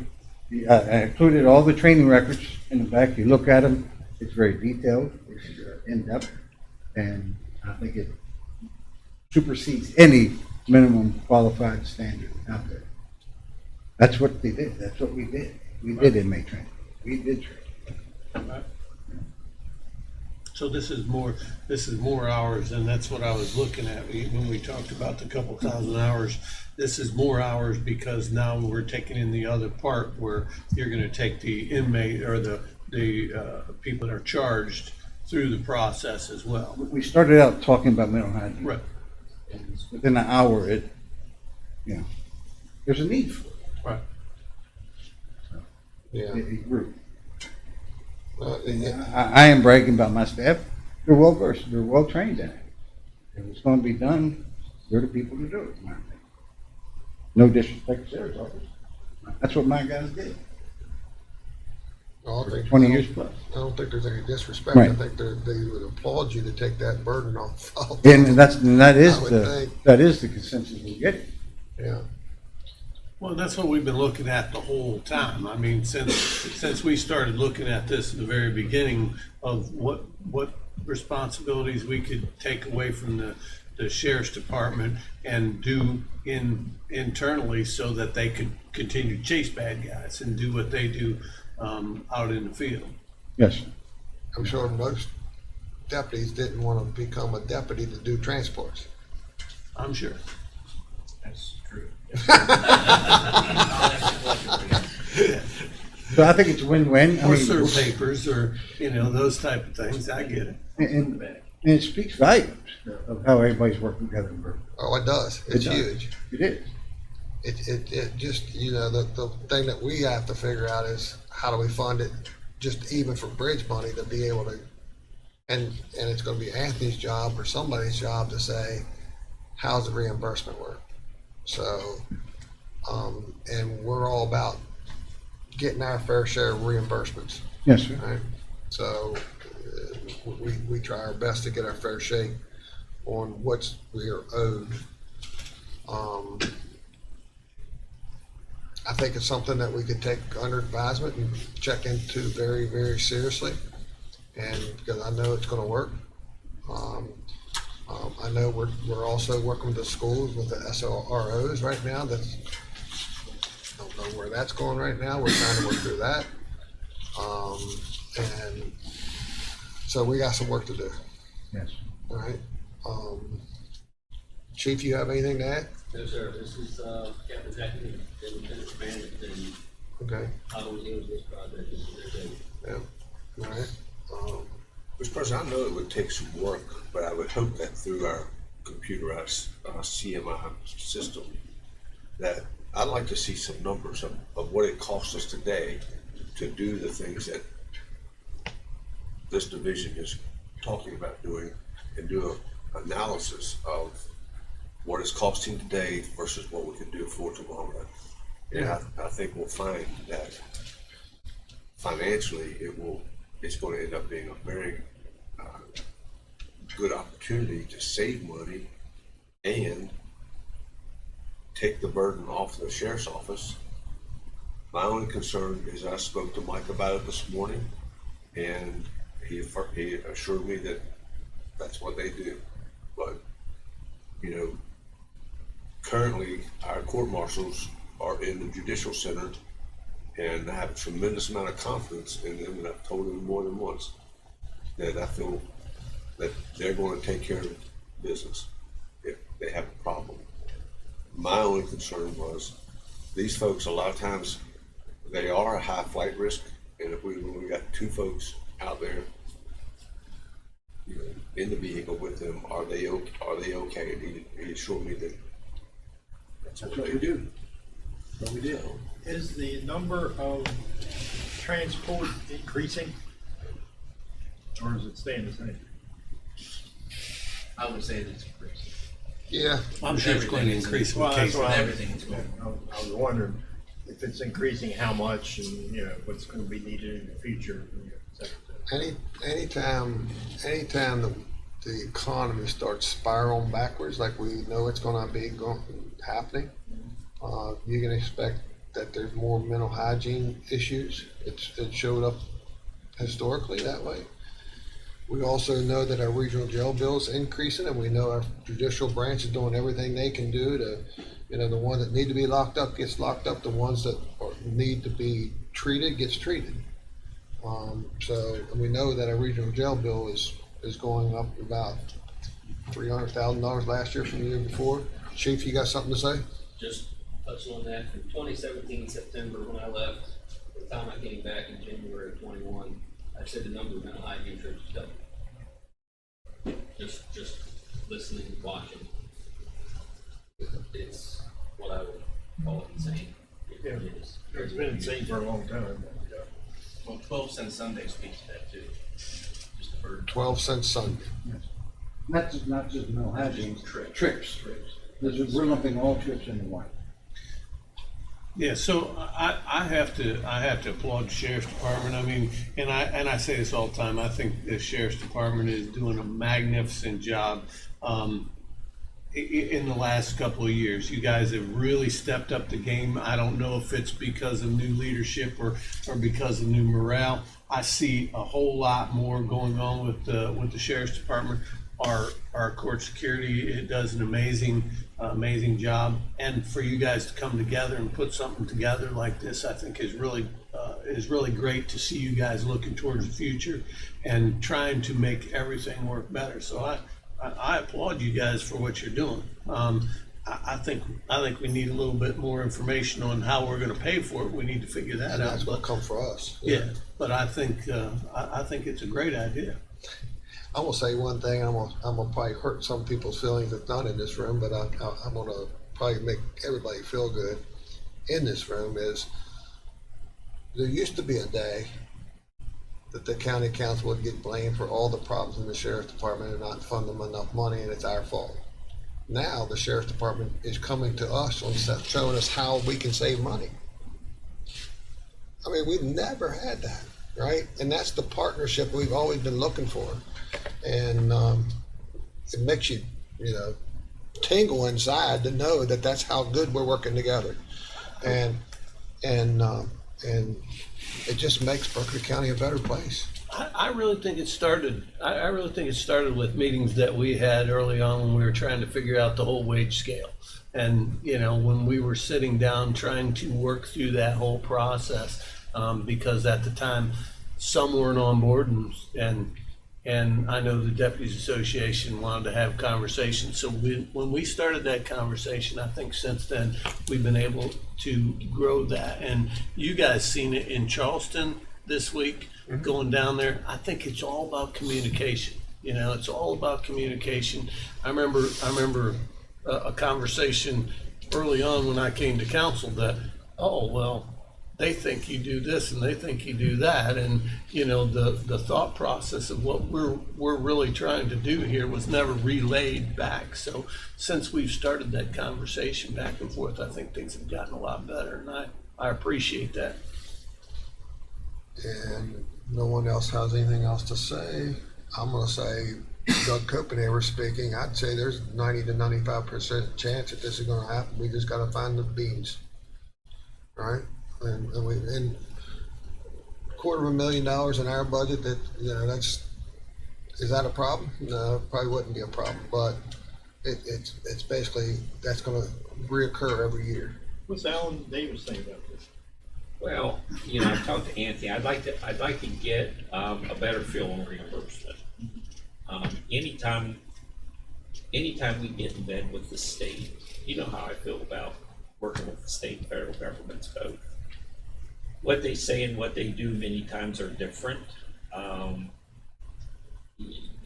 I think, like I said, we met 2 or 3 weeks ago before I even put them on the agenda, and I absolutely told them then, and I'll tell them now in front of the council, I support this. But $250,000 here, $500,000 there, all this unbudgeted money. He's losing his hair. It adds up. Are there any There's a grants? budget for a reason. Any grants to look at? And there may be. We haven't. I don't think you haven't talked to. Yeah, that's one thing we Tracy. should do. We can is first talk look at that. Tracy about grants. But And that'll give you the bridge money to get Well, it going. So that on the would flip fall side under of it mental is hygiene if it there's was. not another county in the state that's doing this, and you know how I feel about being the first. I want us to be the first to do something like this, and I want to show the rest of the state that it works, how it works. and pretty soon, you know, they'll be copying what we do, because this problem is not unique to us. Well, it's like the sheriff and I talked the other day down in Charleston, you know, what Charleston has decided to do, we started 6 months ago on, you know, training to be able to go into schools if something drastic happened. Well, we just got a $500,000 grant. You know, that's not gonna cost our taxpayers anything, and the state's gonna spend $2 million to do what we got money for, right? So the sheriff is gonna have a conversation, and hopefully, I haven't talked to him since, how'd that conversation go? Because we're already, I can't say the other 54 counties are doing it, but we're doing it. We're there. You know, you take $500,000 from one county that Tracy and her office got just to do what the states want to do, and you're going to take $2 million and spread it out throughout the whole state. I think we're way ahead of that one. And that's because we're all thinking. We don't let our brains stop. And it's good to be Berkeley, you know? Got to be a hell of a team. So, That's what we're at today. well, I think, you know, we just got to be able to find the money, which we can find the money easy. We just got to make sure we can sustain it. And the other thing that bothers me is, you know, what's the future on the SROs? And you know, so, and that's because, just so you'll understand, everybody's looking at me like, what the heck are you talking about? Is just the school saying they don't have the money to pay us, reimburse us 100%. So, but our grants department is saying there's grants out there for the county to get, there's grants out there for the school board to get, and they'll start working in that direction, and hopefully we can save the school board money. Right? So, but anyway, all right. You're looking at me weird there, Mike. Yeah, no, I'm good. I'm good. What do you need from us? Do you need anything from us? I think you all already done your homework, Okay. right? I think you need to wait to hear from us now, Okay. right? I'll make sure. I would like to see a little more on some type of estimate on the time that you're going to save in taking them to the all phases. transporting them through the process once they're arrested. You know, I mean, I guess you could probably go back and look at how many arrests you've had over a period of a year, and I know you're gonna have to swag that some way, you know, to figure out how much time, put some type of figure in there that gives us a time frame of how long that takes per, so that we can say there's X amount of hours that are going, because, you know, if we do this, and we figure 4 guys that are going to do this, or girls, whatever, that are going to do this transport, the last thing we want to do is find out that we need 5, you know what I mean, at the very beginning. So it'd be nice to see that, how much time that's going to take up. I mean, nothing negative what I'm about to say about the magistrates. Bill Norris at 6 years and he now senior magistrate. It's taking longer. I'm not putting it up on anybody. Right. It's just taking copious amounts of time. Well, and we're a society that makes more hurdles to jump through every time we do something just because of an anomaly. So I get that, you know, and it's going to continue to grow on time. That's just the way it is. I never could clear them hurdles, so I had to run right through them. I get you. I get you. Sometimes it's easier to go under. Well, thank y'all for all your hard work. I absolutely think it's something that we'll be looking at. I think that the one thing that the sheriff and the sheriff's department and all the deputies will look at is, if we make this move, that's 4 more deputies that's going to be on the road, minimum, right? So therefore, you know, down the road, you know, we'll be out in front of the curve rather than y'all saying, hey, we need more men, more ladies, more deputies. We'll say, wait, we'll all agree that, hey, we just got 4 more, right? And that's the end goal, is being able to do that, and Maybe we can save on a little bit of overtime. well, overtime, all We're kinds of currently stuff. working together. They have a trip. They say, Mike, can you spare somebody? We're working together currently right now. Right. It's win-win. Yep. Thank you for the notebook. John now know that why they picked a big man to do it, because y'all carried a bunch of stuff up here. And I want to applaud anybody anybody that is saying that they want to do this, because to be able to say that I'm gonna commit to do a job that I don't know what my hours are going to be.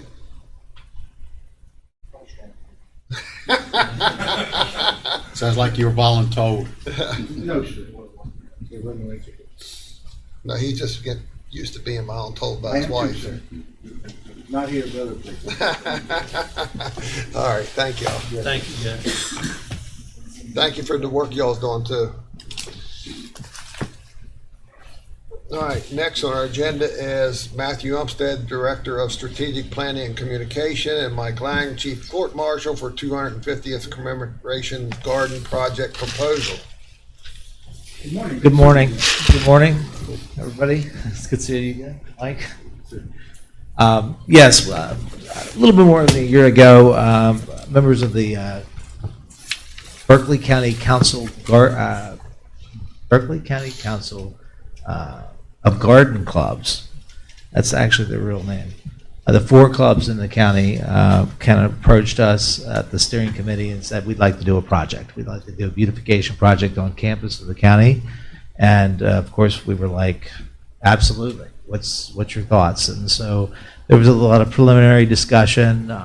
Long and short of it is, we came up with a site, we changed the site, and subsequent discussion with Mr. Davis over here, who had some really great ideas and suggestions on moving it over to the green area, which is currently bordered by trees already by the City National Bank there on South Raleigh and West Stephen. And we're not asking for any funds for this. The steering committee is prepared to set aside the funds for the shrubs to plant there, but we wanted to do Community service will help out doing the gardens, I'm sure. working with Mike, and Mike's taken the lead to kind of coordinate with the County Council of Garden Clubs to work out their layout and how they want to arrange the perennial bushes and plants, blooms and such. And so he's really been really instrumental in helping facilitate the project, and I think the community service folks, we're going to support that, and the campus already looks beautiful over there at the center and over here as well. But the original site down on West, just briefly mentioned, we did talk about planting some trees down on the corner of West Stephen and College Street. There's a bare lot there, and that's also something we discussed with Mr. Davis as well. And selection of those species and some northern red buds and some other tree varieties there. So, but no plantings down there, just trees. And then the garden, there was a rendering in your packet. It kind of lays out a very preliminary concept.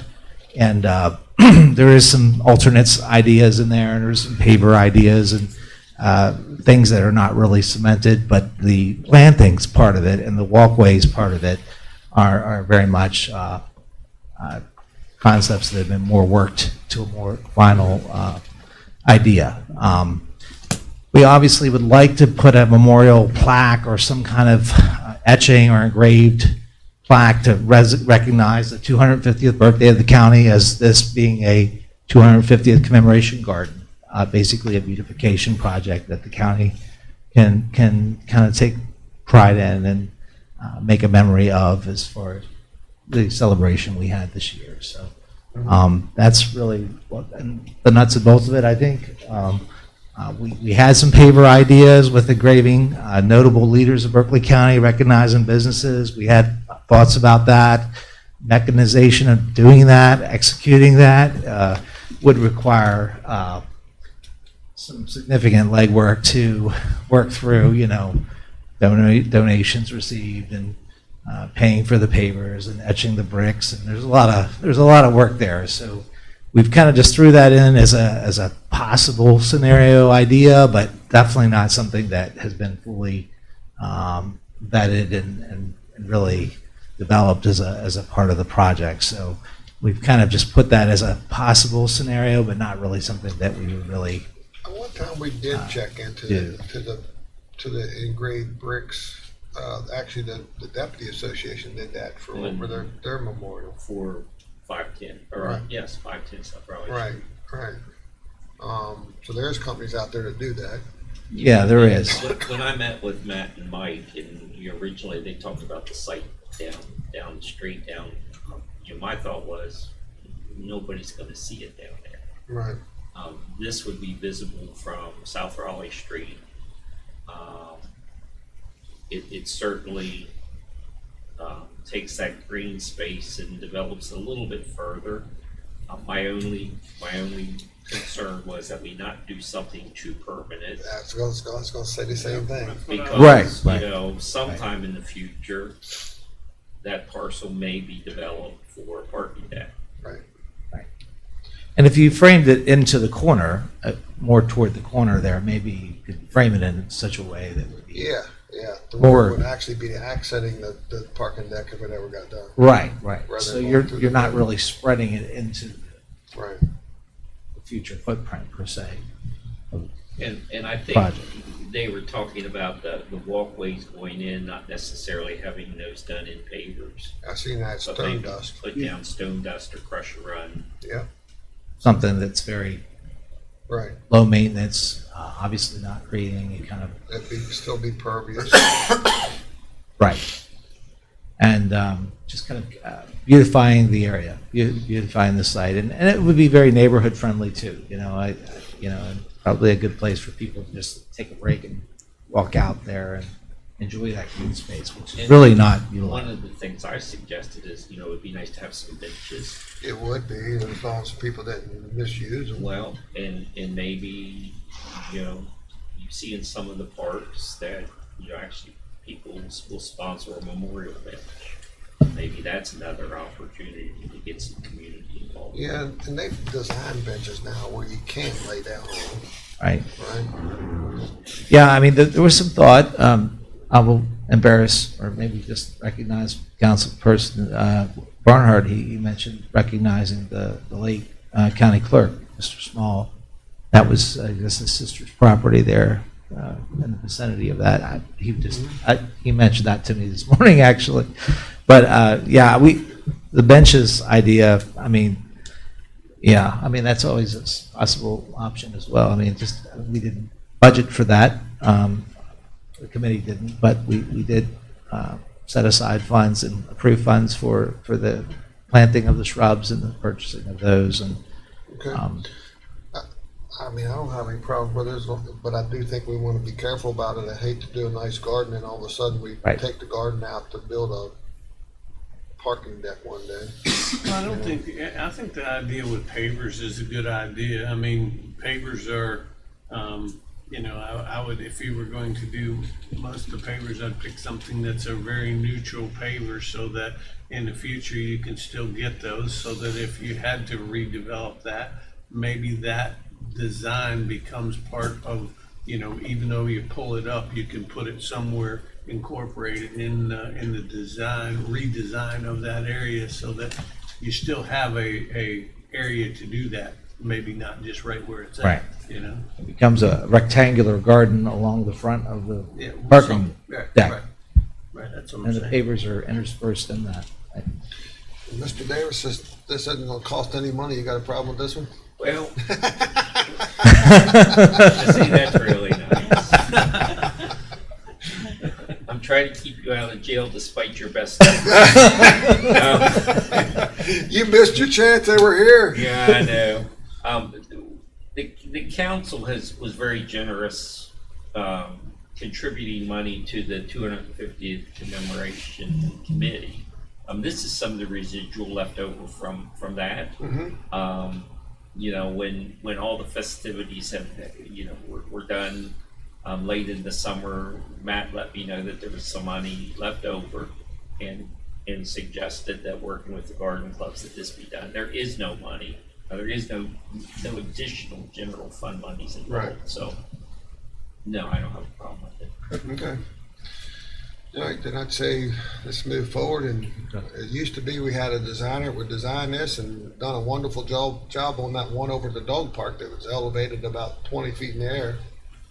that was all designed here in our office. We don't have that person anymore, so, you know, however y'all want to go about it.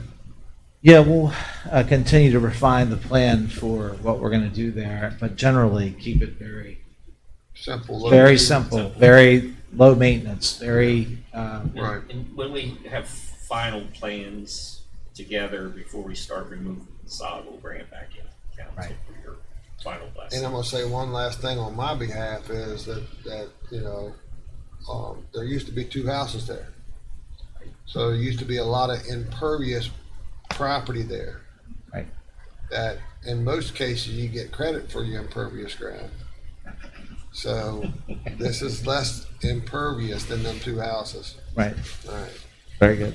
You can actually get pervious pavers too. You can. Right. Well, yeah, Well, they're talking about stone now. Stone dust. What they're talking about. I get it. All right. okay. A pathway with stone dust though is considered impervious. We'll put 57s underneath of it, Okay. and we'll aerate it every once in a while. Thank you, gentlemen. All right, Mr. Davis. Yes, sir. Everybody's asking for this money and all this money, and now we got to borrow money. As the council's aware, several months ago, you directed me to put out an RFP to look at the possibility of 20-year tax-exempt bank-qualified financing options with $10 million being borrowed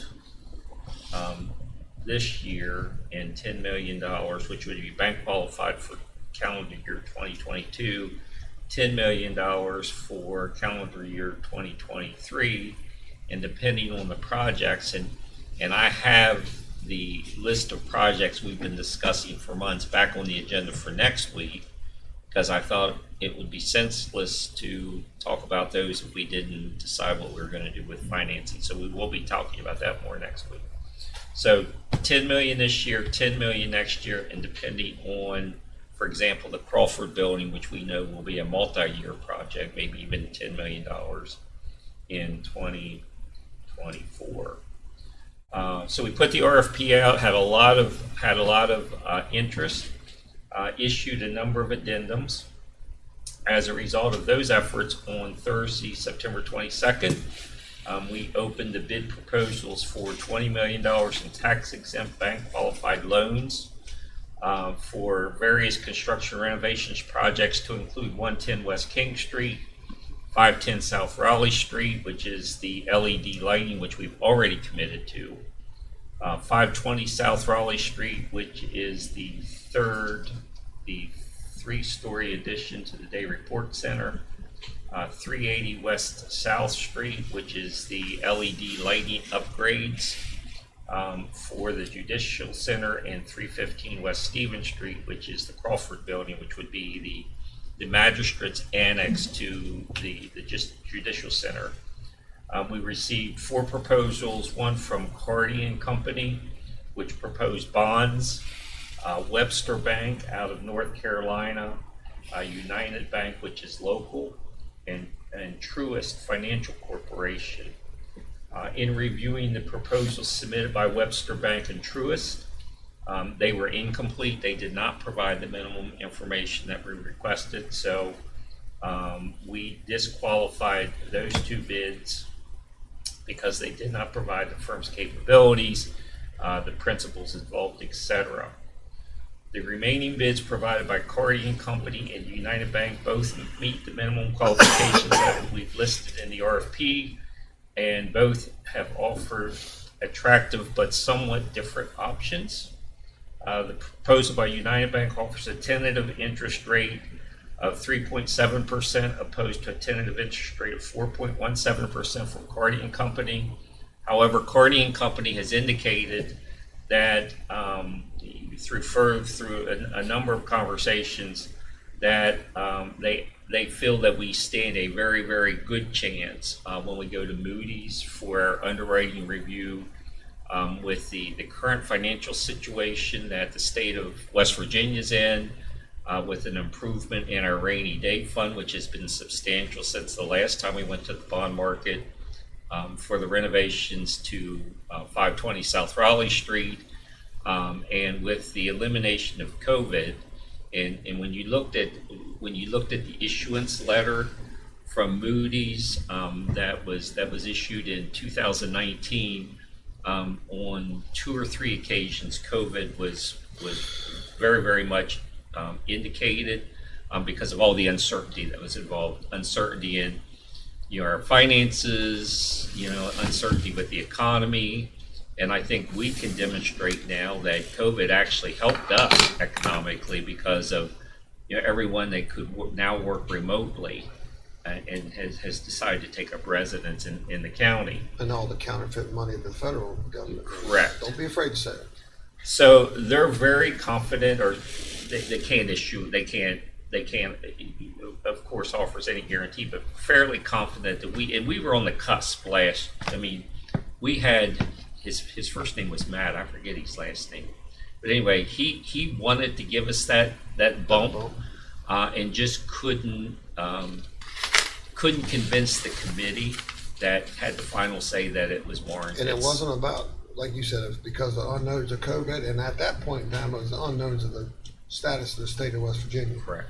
The state of West Virginia is in the top 7 states in the nation with Well, surplus. and if you saw, the governor just within the past week or so again emphasized that the rainy day fund is at $1.3 billion. They've grown. So, having said all that, when we go to underwriting, and all this would be done in November, if we decide to go to bond route, when we go to underwriting, when we do our Moody's review, which is, they send us a whole laundry list of questions, and then we have a 2 or 3 hour telephone call.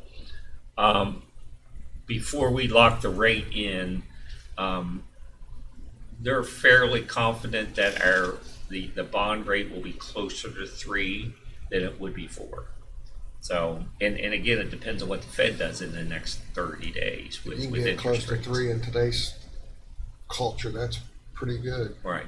It's not going to be 1.66, Like we which did. is the last bond we just did. But if we could get it down between 3 and 3.5, I think that says something for our what the Moody's and the bond underwriters And I'm think. sure you've already had that conversation with the all.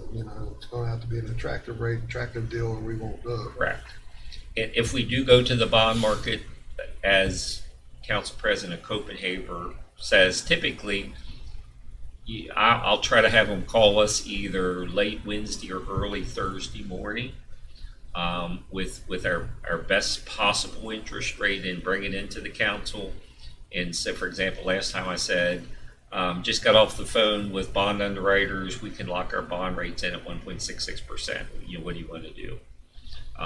If the bond rates come in higher than we think it should be, then we don't go to the bond market. We just don't do it. So that's the bonds. The biggest drawback with the United Bank proposal, they're going to amortize the bond over 10 years. Actually, they're amortizing the bond over 20 years, but at the end of 10 years, we have a balloon payment.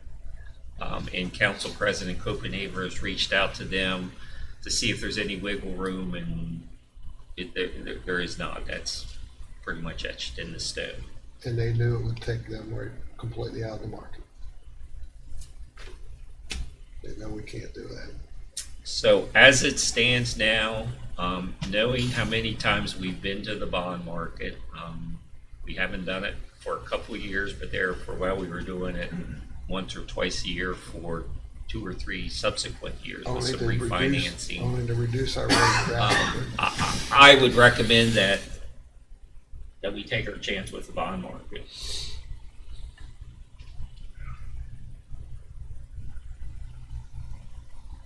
It definitely treated us good over the years. And And what we would do is we do the first $10 million bond issue this year. Next year, time's on your side. if the bond market looks attractive, we could do it. If it doesn't, then we could go back and look at traditional financing again. Right. Well, you got 12 months to look at the market too. Right. So it gives us a lot of options. And then if you decide to go to the bond market, we lock the rate, we sell the bonds, rather than taking the proceeds from the bond issue and depositing with West Banco to administer for us. I would recommend that we bring it back to a local bank, let the local bank hold it and get interest rate off of that, and we do the drawdown directly from the local bank. Yeah, and basically what we're looking at, since we don't need the money this year, but we want to get bank qualified, you lose the $10 million of bank qualified. That's why we're looking at doing one before the end of the year, and then we would turn back around and invest that money to offset the interest that we would be paying until we're ready. Right. And you'll see, United Bank, if we would invest with them, the rate of return as of 9/21, September 21st of this year was 1.63%. Right. So that would offset any interest, or help offset some interest. So you want to move forward with Cardi and Company? That's my recommendation. Yes, sir. All right. Any other discussion right now? You want just direction to go that way, I'm sure? Yes, sir. All right. And then we'll see how they treat us. Moody's, you think going to be able to check on our credit rating and turn around fast enough? All right. The target would be to go to the bond market the first week in December. So that gives us a month, a little over a month and a half. Just to remind everybody here and to let people know out there, the last time we had a bond rating from Moody's, the building commission improved by 2 times, and we improved by 1 time. Yes, sir. And we're currently already have the best bond rating of anybody else in the state of West Virginia. We have, of the 55 counties, Berkeley County has the highest bond rating in the state. All right, what do y'all want to do? Well, I think he's narrowed it down pretty tight. I mean, I had a conversation with Mr. Davis this morning in reference to the balloon payment, at the end of the 10-year. And that doesn't work. It doesn't financially work for us. The other two are disqualified because of not having the proper information. So I'd say we're looking at the bonds.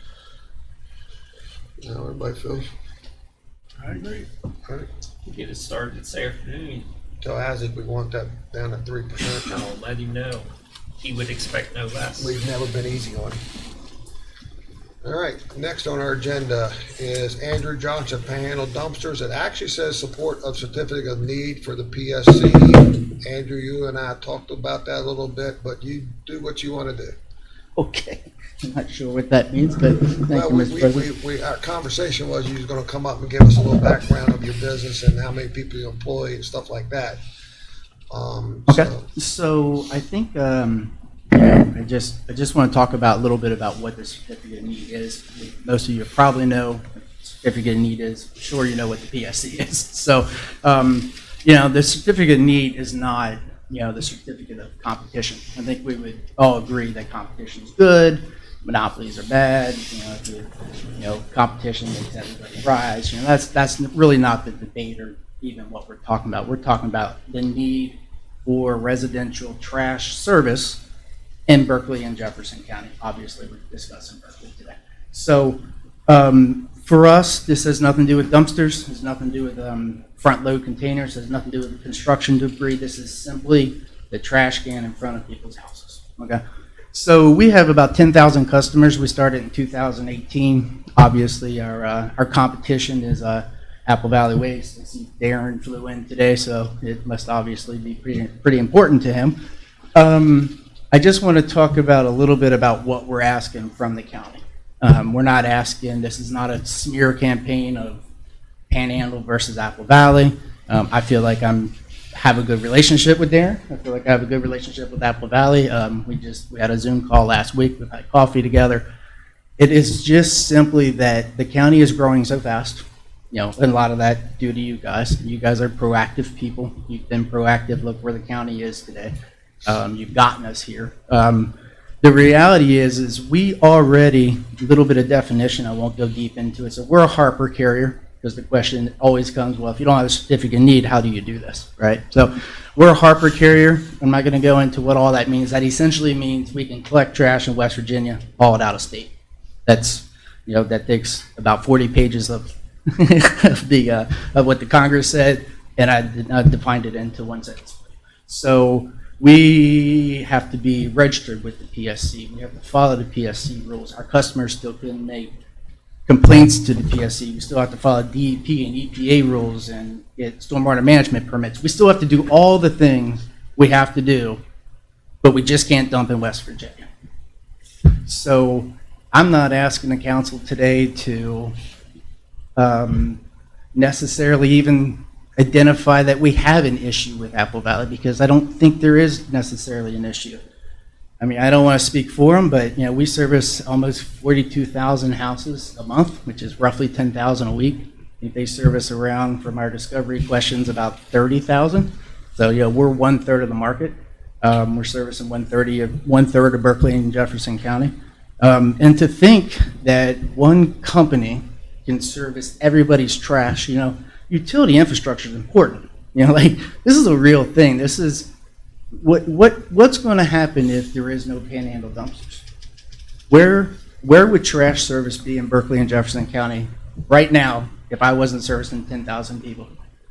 You can go to their website. You can go to Apple Valley's Facebook page. You can see that they advertise and market every day for employment. You know, employment's hard to find right now. You know, dump rates are way high. Gas is way. I don't need to explain this stuff to you guys. You guys all understand that. You know, so all we're simply asking is for you to say there could be a need, and we see the growth of the county might need a second hauler. That's all we're asking. We're not asking you to go against Apple Valley. I know Apple Valley has been a good service provider to you guys for, you know, front loads, C&D, the youth fair. I mean, the list goes on and on and on. They're a good company. They really are, and I mean that. I think Darren would tell you that I mean that. He and I have conversations about it. But at the end of the day, the fact that we have to collect trash here and haul it out of state, but yet still follow all the rules of the PSC, EPA, DEP, and everything else, it's rather crazy. It really is. Once again, it's not about competition. Okay, I get it. Competition is the spirit of the game, right? So all I'm asking really is, you know, I'm sure Darren will get up. He's a super smart guy, much smarter than I am. I mean, probably has 12 degrees in economics. He's going to explain the microeconomics to you, why it's so important to be permitted. I've heard it a million times. He's a super smart guy, you know, silver tongue. So I'm only asking for a letter. That's it. One paragraph that says, based on where we were, based where we are, based where the county thinks we're going, we see that there could be a need for another provider.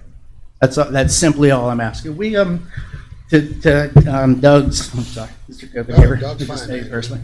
To Doug's point is we employ about 65 people. We service about 10,000 customers, give or take, you know, When you the say 10% that do and don't pay their bill. When So you say 10,000 customers, you mean 10,000 accounts or 10,000 customers? 10,000 customers. We service 10,000 houses a week. Oh, so that's accounts then. Yeah, so 10,000 customers. You per could, week. by the census report, that could be 25,000 people, 2.5 people per house. Correct. Yeah. So we're talking about we are touching and hauling the trash of probably 40,000 people a week. You know, 2.5 people per household or whatever. So 25,000. Sorry. So it's just like when we started this thing, we started with 44 people, 44 customers. You know, so that was 3 years ago. We never really planned on being in a residential space. As a matter of fact, believe it or not, I'd be happy to show you my P&Ls. Darren's seen them. There's really no money in it. I mean, the money is in dumpsters and hauling trash and that kind of stuff. So, but the fact that it made sense to go to Greencastle one time because we were paying 42, 43 a ton, something like that. Now we're pushing 70. You know, gas was 275, now it's 5. I don't need to go into all that with you guys, but so all we're simply asking is that you guys look at where we are now, where we think the counties are going. My God, the building that's going on out there is crazy. Obviously, it's probably going to slow down here a little bit. So, and I just want to open it up to questions. Well, Andrew, I mean, in my opinion, I mean, when you talk about certificate of need, is there a need?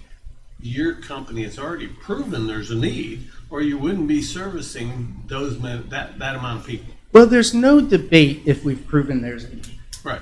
I mean, they'll debate it through economics, It boils down but to can you or can you not dump in West Virginia? that's all it boils down to. Like, everyone wants to make it about something that it's not. It is literally just, can we or can we not dump in West Virginia? That's all it is. We have to follow every other guideline.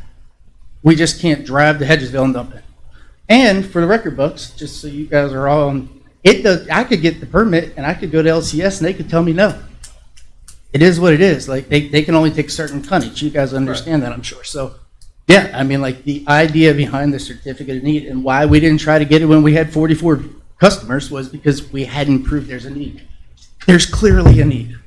There's clearly a need. I mean, it's obvious, and you know, you talk about fair market and competition. You know, I can remember when we didn't have competition, when we were stuck under the thumb of Waste Management. I had 2 dumpsters that cost me $1,500 a month for There's 2 no dumpsters. competition. And you know, immediately when that was lifted, those dumpsters, that same service went to just over $500. Cut it by 1/3 just by fair market. Yeah, and I want to be clear that our customer base is not price driven. As a matter of fact, as of about a month and a half ago, we're more expensive than Apple Valley. We don't market, we don't advertise, we don't send postcards, we don't do anything, and people sign up in droves. It is what it is. I'm not here to smear Apple Valley. It is what it is. They're doing the best they can with what they have. They're doing the best they can with the customer base they have. But I'm just telling you, there's a real problem with Berkeley. And that's all I'm asking.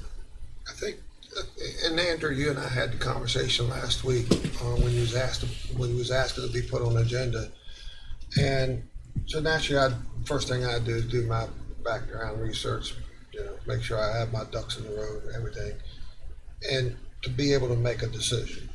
And the one thing that I found out was the PSC won't make a decision on whether about competition. Right? They make their decision on whether there's inadequate service to the customers in Berkeley County. That's the only reason they make it. That's how they determine their whether you get it or don't. Correct. Period. And I told you at the time that I don't know of any of us sitting up here that's ever had a complaint against the garbage collection. Sure. Right? And but I make up the agenda, but at the same time I feel anybody wants to get on the agenda, I want to give them the right to do that, right? Because it's their decision, not mine. Well, you know, my I guess debate, for lack of a better term, back to the council would be, you're not really the pathway for a customer to complain. You know, that's what the PSC's for. I would encourage you to go to the PSC and read the complaints. They're there. I would encourage you to find all of ours. You're going to need to keep searching because there are none, okay? Like, there's a whole bunch on the other company. Like, this is not, like, I get what you're saying. Like, you know, they've been a good customer to you guys. They help you guys. They do a lot of good things for you guys. No one's ever complained. I mean, did anybody call you guys and tell them about their Big Mac that wasn't good yesterday? No, because you're not really the avenue to complain about McDonald's. You know what I mean? Like, you're not the avenue for a consumer or customer to make someone do a better job pick up the trash. Residentially, I'm sure, I don't know if you have or haven't, but that's irrelevant. Like, the dumpster side of it, I would think you guys would hear things. The residential side of it, I mean, it's just, they have an avenue. They have the BBB, they have the PSC, you know, that's what they use. You'd be surprised. Would be surprised. That You've heard about the Big Mac? For many things. Yeah. No, but we hear about the health department, every one of them. I know, but to my point is, you guys aren't necessarily the avenue of complaint for a consumer who's not getting resolved, so that's not where we fall. Recycling. I mean, like, we could get into Sorga nice and deep. I mean, like, we can't recycle. That's the other thing that the PSC will allow us to do. As a matter of fact, recycling is unregulated. You'll hear Darren talk about being half pregnant. The recycling is unregulated by the PSC, but by default, I'm regulated because I can't dump in West Virginia, right? So when I tip something at the Solid Waste Authority, that's dumping. Okay, so John's my partner. We have a way that we think we can provide free recycling to not only everyone in Berkeley County, but also to the Solid Waste Authority. We hired a recycling coordinator. Somebody's got 20 years in the industry doing nothing but recycling. We're investing into this market. This is not I've heard a lot of, let's spread names out there. Oh, they're just trying to get the permit to sell at Apple Valley. I've heard that. I've heard it a lot. It's just not the case. We could have already sold Apple Valley. We've had the conversations. We've met. We've talked. We're not for sale. They asked us for a number again last week. We didn't give them a number. We're not for sale. It's not what we're trying to accomplish here. So we hear that all the time. We want to recycle. We want the support of Berkeley County. We want the support of Solid Waste Authority in Clint. We want to see Insorga operate again. We took tonnage away from Insorga. To be honest with you, I don't have a PhD in trash. I didn't realize that's what was going down. Until somebody said to me, "You know what happened, Drew? When people come to you, you can't recycle. Recycling doesn't happen." It's a real thing. Like, people aren't recycling. They come. I get 10,000 people who used to recycle with Apple Valley who are not recycling today, simply because I can't take it and dump it at the Solid Waste Authority. And it to me, it's so crystal clear.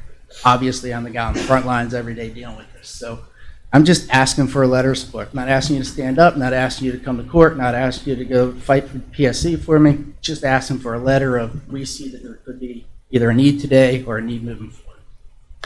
Are there any other questions? Anybody have questions for Andrew?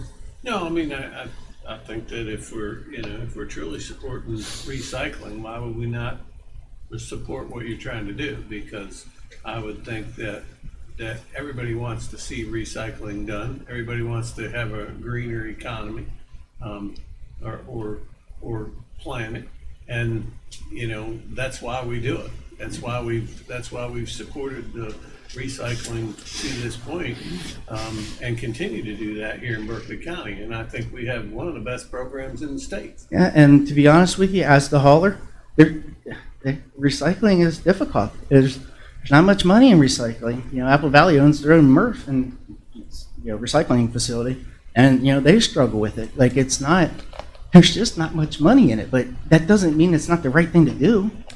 Should we really just be throwing this in the dump? Like, for y'all who know me personally, I'm a green guy. Like, I've always been. That's who I am. I hate that I do that. But I don't have any other options. I'm handcuffed. Like, this is all I got. So until otherwise I'm allowed to through permitting, I can't recycle for Berkeley County Solid Waste Authority. I'm sure you guys are pitching in money on them because of what's going on with Insorga. Like, I solved some problems for you guys, and I'm already doing it. It's literally just a letter. All right, since there is no questions for you right now, and since you brought up Apple Valley and Darren so much today, I will give him an opportunity to speak, all right? And because you're asking us to make a decision. Sure. And then once Darren gets done, then I'll ask Clint to come up. Okay. Okay? All right, great. Thank you. Thank you. All right, Darren. Just state your name for the record so we know who you are, please. My name is Darren Grundell, and I'm the CEO of Apple Valley. Wow, I don't even know where to start. I couldn't have enough pages in here to note the things that I would have a challenge with. But look, guys, it's a lot easier to compete for a customer than it is to provide services for a market. And it said that you're more expensive than us, but you didn't grow your customer base by starting being more expensive than us. You were a lot cheaper, and you didn't offer the most expensive service, which was recycling. So, look, I listened to your guys' pain when you were looking at the operational. We'll make sure that you continue to look at us, not, okay. operational logistics of trying to figure out how many hours you could save by setting up your own service internal within the hygiene stuff, like transportation stuff. That's what I live and breathe. What does it cost you to drive a truck? Right? And the answer is anywhere from $90 to about $150 an operating hour. Right? And that's the same whether it's a recycling truck or a garbage truck. Really depends a little bit on whether or not you have a guy on the back or two guys on the back. You get a range in it, right? We don't have that many women throwing trash, but if you have a person on the back, those numbers ultimately change a lot. So you can't possibly, it is not possible to drive a truck for free, right? So the idea that you can offer recycling services to a community for nothing should just be that's a little hard to contemplate how it would work. So one, you could start bringing recycling tomorrow to the MRF. We'll give you the same rate that we pay on our internal. And it was always said that when it was ever offered. So the idea that he wasn't able to offer recycling also not true. So look, What is the number? a good question. I don't know, like 80 or something. Well, but they offered it to me at 125. whatever the number is that we get. All right, wait. Hey, we're not having a debate here. We're here to collect information. Right. So one, the services were offered at a much lower rate. The only thing that having a Harper authorized hauler does is increase the cost for everybody else. I don't have the ability to not pick up a transport. I have to drive down every street every day, even if it's for one customer. So the only thing that happens when somebody offers services at a lower price, the other side is I still drive down the street, I just get less pickup opportunity and less revenue. The cost for everybody else goes up. So this is where we say. So you're saying that he's offering it at a lower price and he's still making profit. So what you're saying is you're charging too much? Councilman Doulier, what I'm saying here is that he's not offering services to everybody. His cost to operate is wildly lower because he doesn't have to drive down every road. He doesn't have to offer recycling. If he did either of those two things, his costs would have to be much higher and his price would not be able to be lower. So as a result of not having to provide the service as required to the PSC, he can operate at a really low rate and work around the edges and find just those customers that he can effectively provide disposal to outside the community. If he had to offer service everywhere within your counties, he couldn't possibly operate that way. Again, easy to compete for an individual customer or set of customers, very, very hard to compete and provide the service levels that you all need as mandated by the PSC throughout the service area. They're not the same. So being able to pick up the table scraps in the worst economic environment we have all faced by offering lower prices to customers is not representative of appropriate competition. And anybody who stands up and tells you they're going to offer you a service for free, you just off the here's that ass. Like, God, show me the math, right, on this. So it's not even really worth me arguing. You are a regulated market. There are a lot of things we cannot do. I cannot offer discounts for efficiencies in like billing. I don't know how many of my customers, it actually costs me more to send out a bill and process administratively than I make in monthly revenue. Because we're not allowed to use automation because there are plenty of places that can't handle anything other than a paper bill. That's really easy to do if you're in a fully competitive market, but my job is not to be in a fully competitive market. My job is to provide services to every one of your constituents, and I have to. So the only thing that happens when people pick and choose and cherry pick their customers, the one they can cost effectively serve because they don't have to provide the full level of services, that raises the price for the rest of your people. That's not competition. So you're either completely regulated or you're not. You can't be half pregnant. So if he had a certificate of need, you're saying his responsibilities wouldn't be the same as yours? They would. So then why are you saying there's a difference? Why are you opposing it? Because your argument is that he's not doing the same thing as you. So look, I'm not even opposing it. But he's. Right, so I'm on board to say, like, I'm not even opposing it. Excuse me a second, I'm talking. He's offering an opportunity to be at the same level you're at, and you're arguing that he's not, and that's why he's doing it less expensive. So your argument doesn't make sense to me. I'm sorry, Mr. Councilman. It's a chicken and egg thing. His argument is there's a need because he created a customer base. He created it not by competing directly, and now he's going to argue that there's a need based on not competing directly. You can't have it both ways, right? You just can't. So it's easy to do what he did. And it's happened before. People have always picked at the people on the outside by taking it across and not offering the full range of services. Just think for a second. I just told you what it cost me to run a truck. His cost would double if he had to do this for recycling. And you have 1/3 the adoption on recycling and 1/3 of the revenue for it. So this service is all baked in, for the community across the board, and you can't just simply change this out. And it'll get worse for everybody else in this circumstance. Competition works better in unregulated market. And the competitive stuff for commercial may work perfectly. But when you're trying to provide a utility service to an entire community and you want somebody to go all the way down the end of the Hollow Road and send a paper bill, you got to force everybody to do that. And the scale will work against us. Costs will go up for everyone. So you can't tell me that somebody took 10,000 customers away, but they didn't have to provide the whole service. Because I could do that in my sleep. That doesn't represent professional service or anything. So what you're saying is he's going to have to do the same thing you're doing, and it's going to force him out of business. I'm saying that the certificate designed here was supposed to be for what is in the best interest of the community. You must show a need. You're arguing that the fact that he stole customers. Wrong way to say it. Nothing illegal. Harper Act allows it. But he drew away the cost-effective customers because he could offer them a price that he didn't have to compete with us on because he didn't have to provide the full service.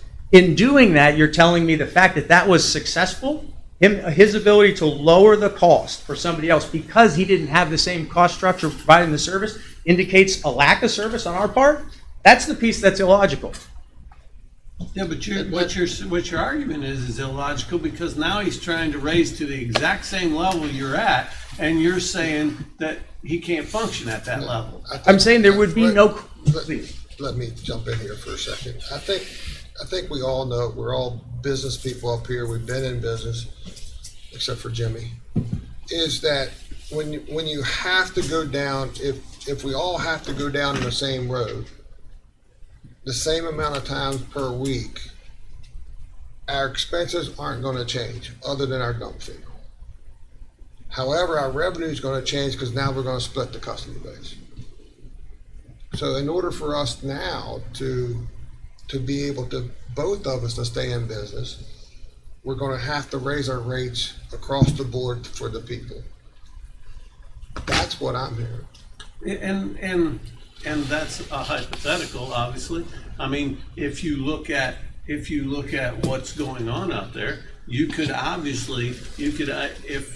if he ends up taking a whole street, then he doesn't obviously have to go down that street. I mean, it just depends on where they're working at and how they end up acquiring customers. I seen these yellow garbage cans come in almost like they were spreading. Like I seen a couple here and there, and then next thing I see the whole street is yellow garbage cans. So I don't know that that argument is 100% of what we're hearing. The other side of it is, I don't oppose. I've been doing construction for over 30 years, 32 years actually. This year I've had a construction license. I don't oppose anybody that wants to do construction. Everybody that wants to do construction, I welcome them because I serve quality, and my quality I try to make stand out in what I do. So if somebody wants to come in and do construction and open up a business, I support that effort all the time because I'm going to survive on the quality of work that I'm doing. And the customers that understand quality and want. But if there's guys out there that want to do less expensive work, because nothing's cheap, less expensive work, those other guys can do that work. I don't have a problem with that. So I don't understand why one company would oppose another company that's coming in to help raise the community up. And I'll ask Clint to a level of better service. And I'll ask, and we're not going to stay here all day. I got plans and everybody else does. But I'm going to ask Clint to clarify from what I understand, the certificate, and Andrew, you touched on it, so the certificate of need, the decision will never be about competition. That's not how they, and you know that. I get that. I get that. But it should be about recycling. It should be about that we're allowing. I mean, I hear that often about not being able to recycle.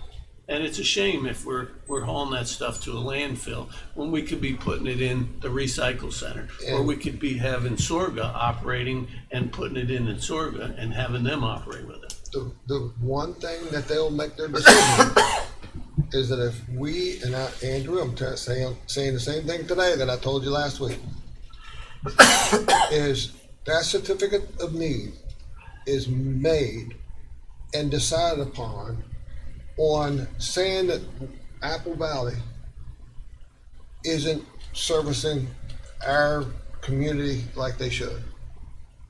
That's all. That's all. That's the only reason, right? And I told Andrew last week that I've never had a complaint. And I can't say that Apple Valley is doing a bad job. So just so I can start the conversation, I told Andrew last week that I cannot support him on, he can move forward with certificate of need. That's fine. But I can't stand here and say that Apple Valley hasn't done a good job. Well, and I can't say the same thing. Right.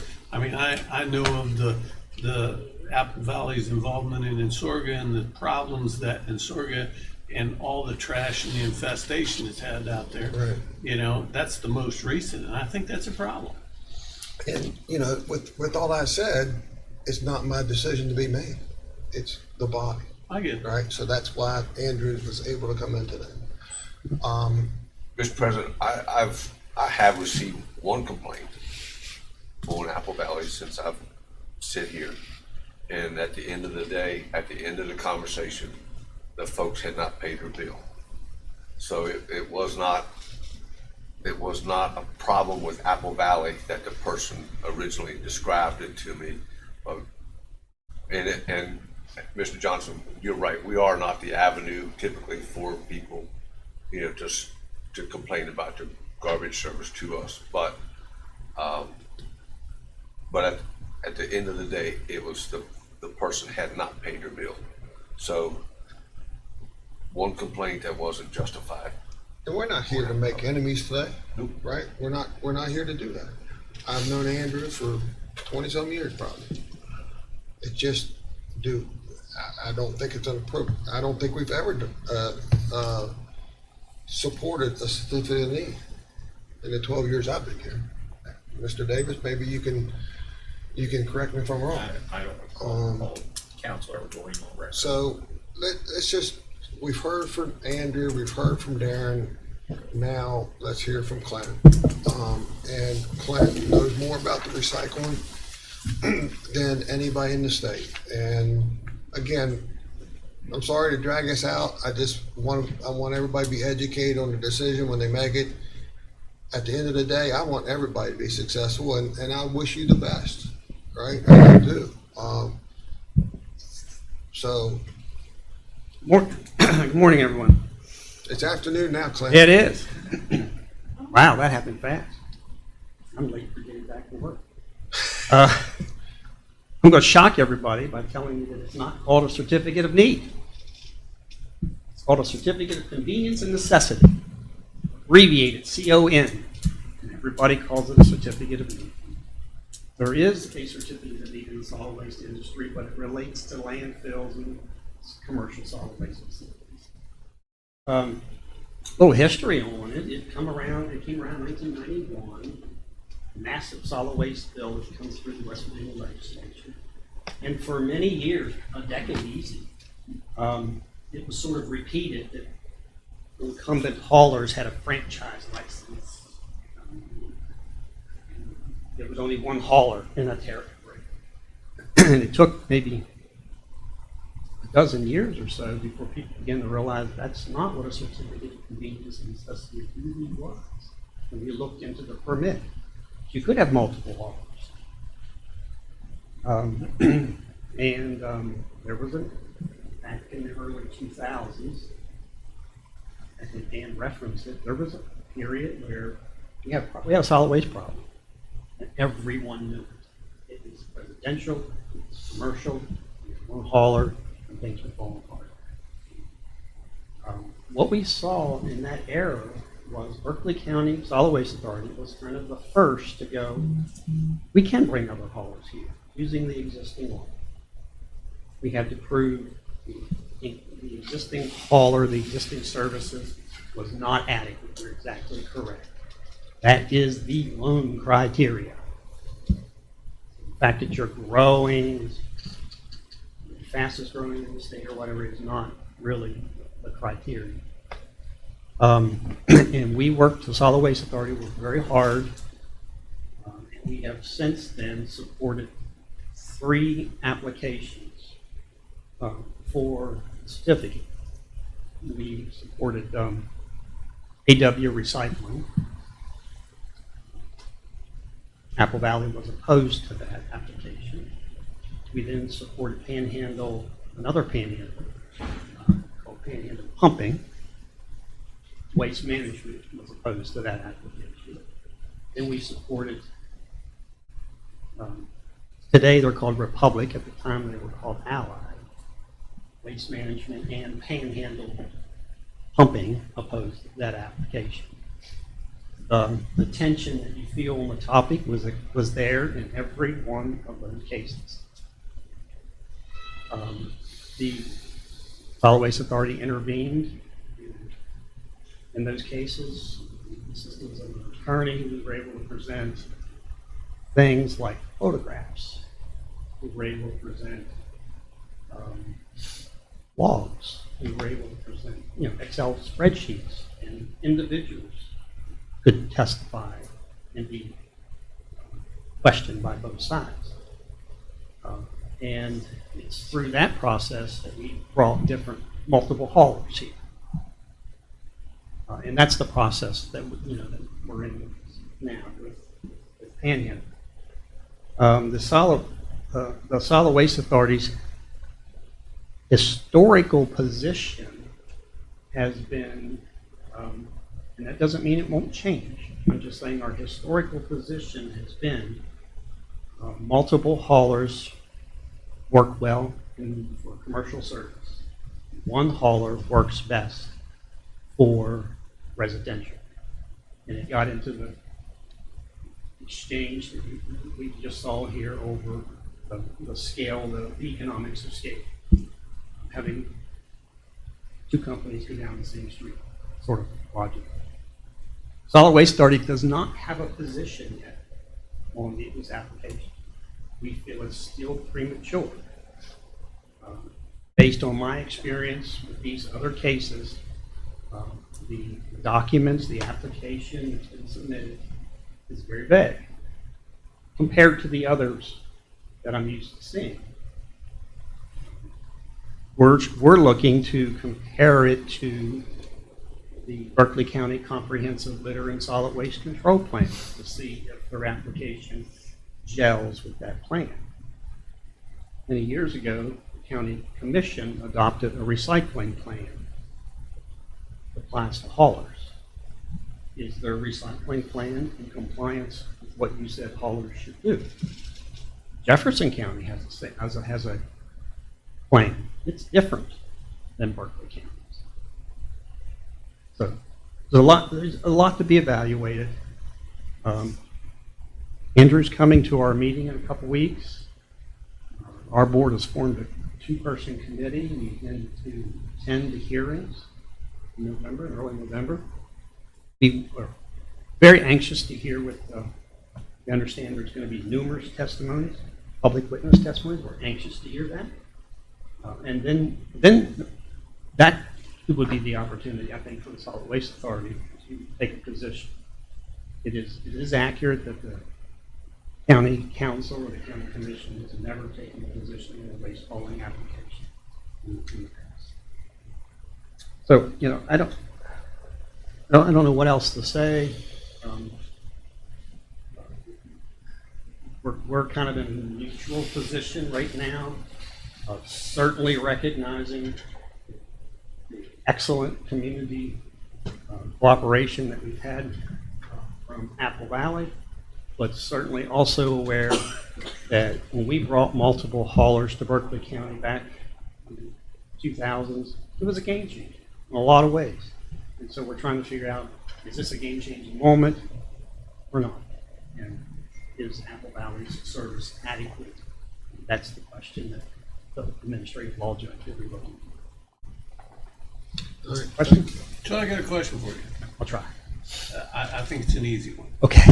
How do you feel knowing that the future, there's going to be a garbage hauler that's taking a third of the garbage and the recycling products to a landfill and not taking them to recycling. Well, we follow the hierarchy that's adopted by the state of West Virginia. And that hauler will be required to follow that hierarchy if they're issued a permit. I understand, but Yeah, if they're I mean, issued a at this permit. point, if he's not issued a permit, if that company's not issued a permit, they're gonna continue to haul and not put into a recycle center. And in my opinion, it's a shame to see that. It is, but when I came on the solid waste 30 years ago, there were haulers hauling out of state. And I anticipate 30 years from now, there will be haulers hauling out of state. That is protected by the interstate commerce provisions of the Constitution, and there is very little you can do about it. Regardless of whether you have a permit or not. I mean, I have seen haulers, waste management, for example, who had an in-state permit, who hauled out of state. They often will, let me finish. But I get what you're saying, Hey. but you're not answering my question. I was asking how you feel about not, do you feel there should be a solution to be able to recycle this trash that's being dumped in the landfill? Or do you feel that it's just part of business? I mean, it sounds like you're telling me it's just part of business. It's part of the operating environment. It's just part of the Chambersburg Waste Paper is the largest recycler in the region.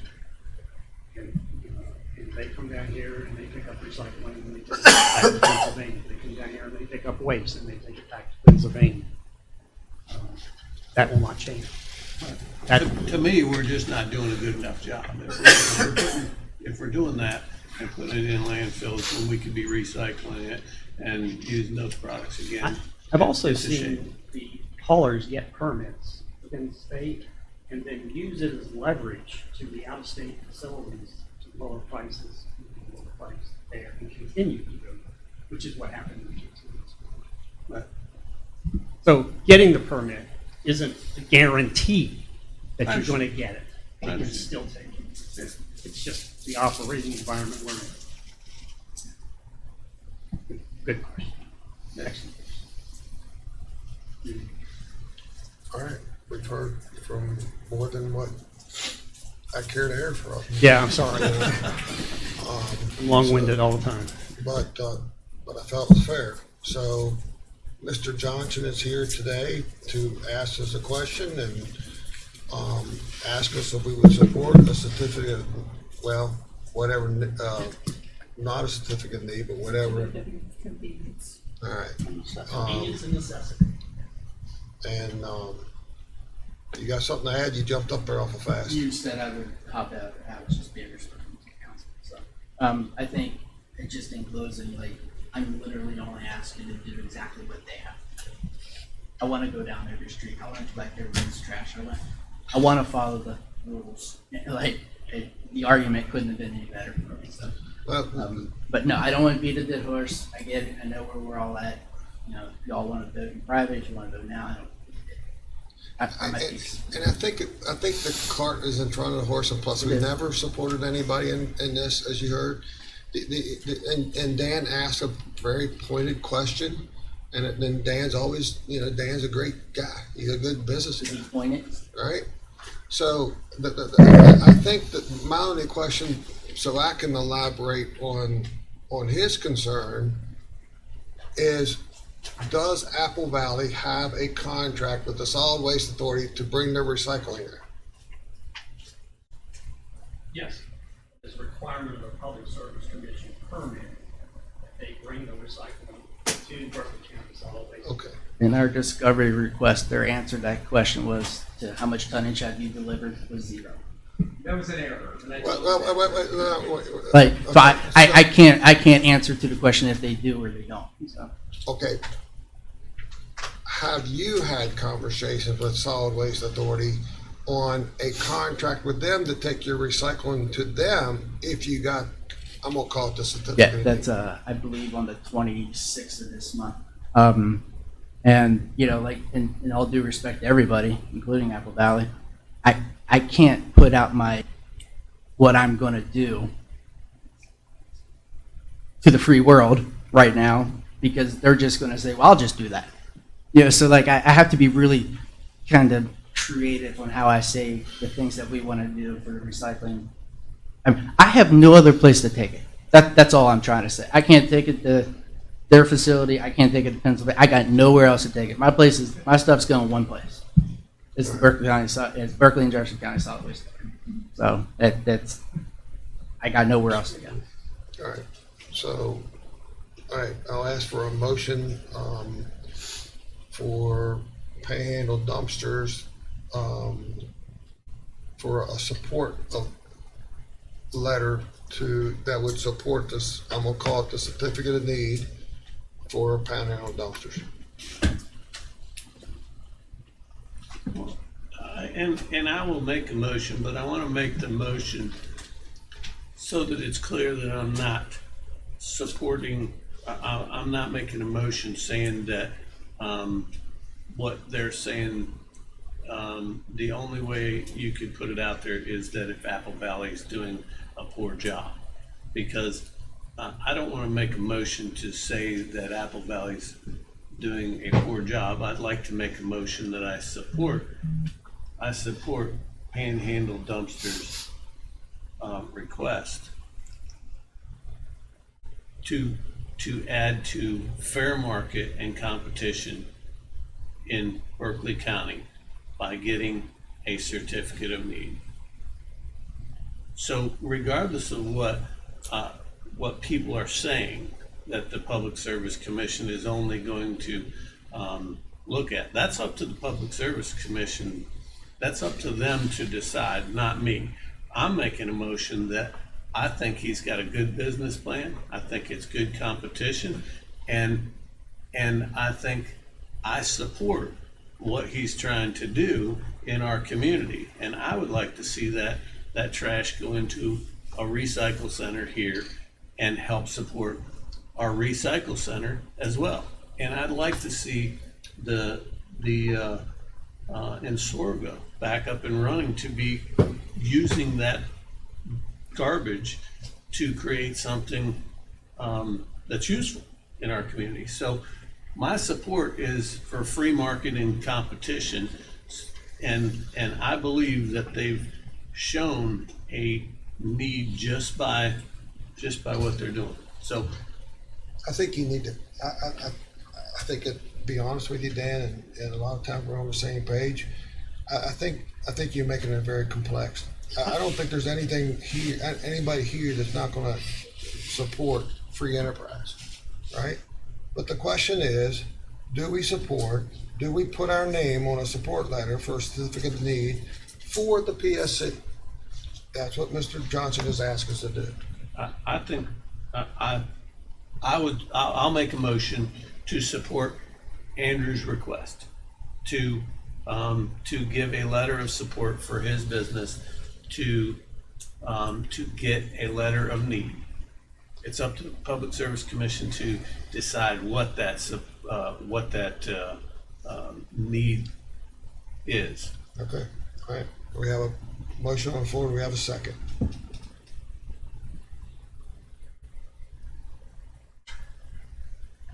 All right. I'd like to wait on the solid waste.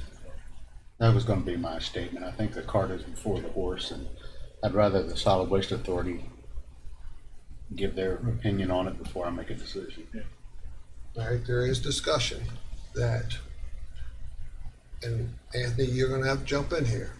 There is discussion sometimes that you don't need a second to take a motion and to get a vote. You can need a second, you can table it, somebody can move the table. You do it a little bit, so. Okay, so and if you guys want to do that, I'm fair with that. I think that makes sense to be able to make that decision after they have an opportunity. I'll second that motion. Okay, so motion's been made, second. Any further discussion? Motion's been made to table. To table any Correct. decision To a later until date. you get more information from solid waste. When did Clint say they were having that meeting? 26, I think. I think the hearing, or the meeting. No, the is meeting, 26, yeah, October 26th, That agenda will go out today. which will be, tight because the hearing's on November 2nd, but And I, we all work 100-hour weeks, so. I'd like to add that our board may want to hear from the numerous witnesses on November 2nd or 3rd before we make. All right. Okay, all right, we have a motion on the floor, we have a second, any further discussion? If not, all in favor say aye. Aye. Anyone opposed, the motion carries 5-0. Thank you, guys. Thank you, Andrew. All right, any items from the public at this time? And the, hold up, I'm trying to find it. Executive Terrible. session. No, do we have any reason to go in executive session, Mr. Davis? Legal and I do not. Gary, you're not here for that. No, sir, we do not. Does our honorary council person have any questions after being with us for 4 hours or whatever? 3 hours? You good to go? You understand? You didn't even comment about trash hauling. Yeah, what do you report back to school? I Recycling. was gonna say, we've talked enough trash up I here. feel like I would have said more if I understood. Okay. But I didn't want to sound stupid and act. Well, you're never Are there stupid. stupid Don't questions? never hold back because you're going to sound stupid because I say stuff all the time that sounds stupid and I've been doing this long. At least he's humble enough. Yeah. It's been a joy having you as always with our council people. Your age group is going to be setting up here one day and carving the path out of which way the county goes. So it's been fun to have you. Excellent, thank you. All right. Hopefully your group can create a unique flag for Berkeley County. I will be talking to Ms. Jen Stanley, the interim director, about that. All right. And hopefully I'll receive an email. Okay. All right, Mr. Barnhart, if you would do the honors. Mr. President, I move to recess. We are recessed. Just miserable.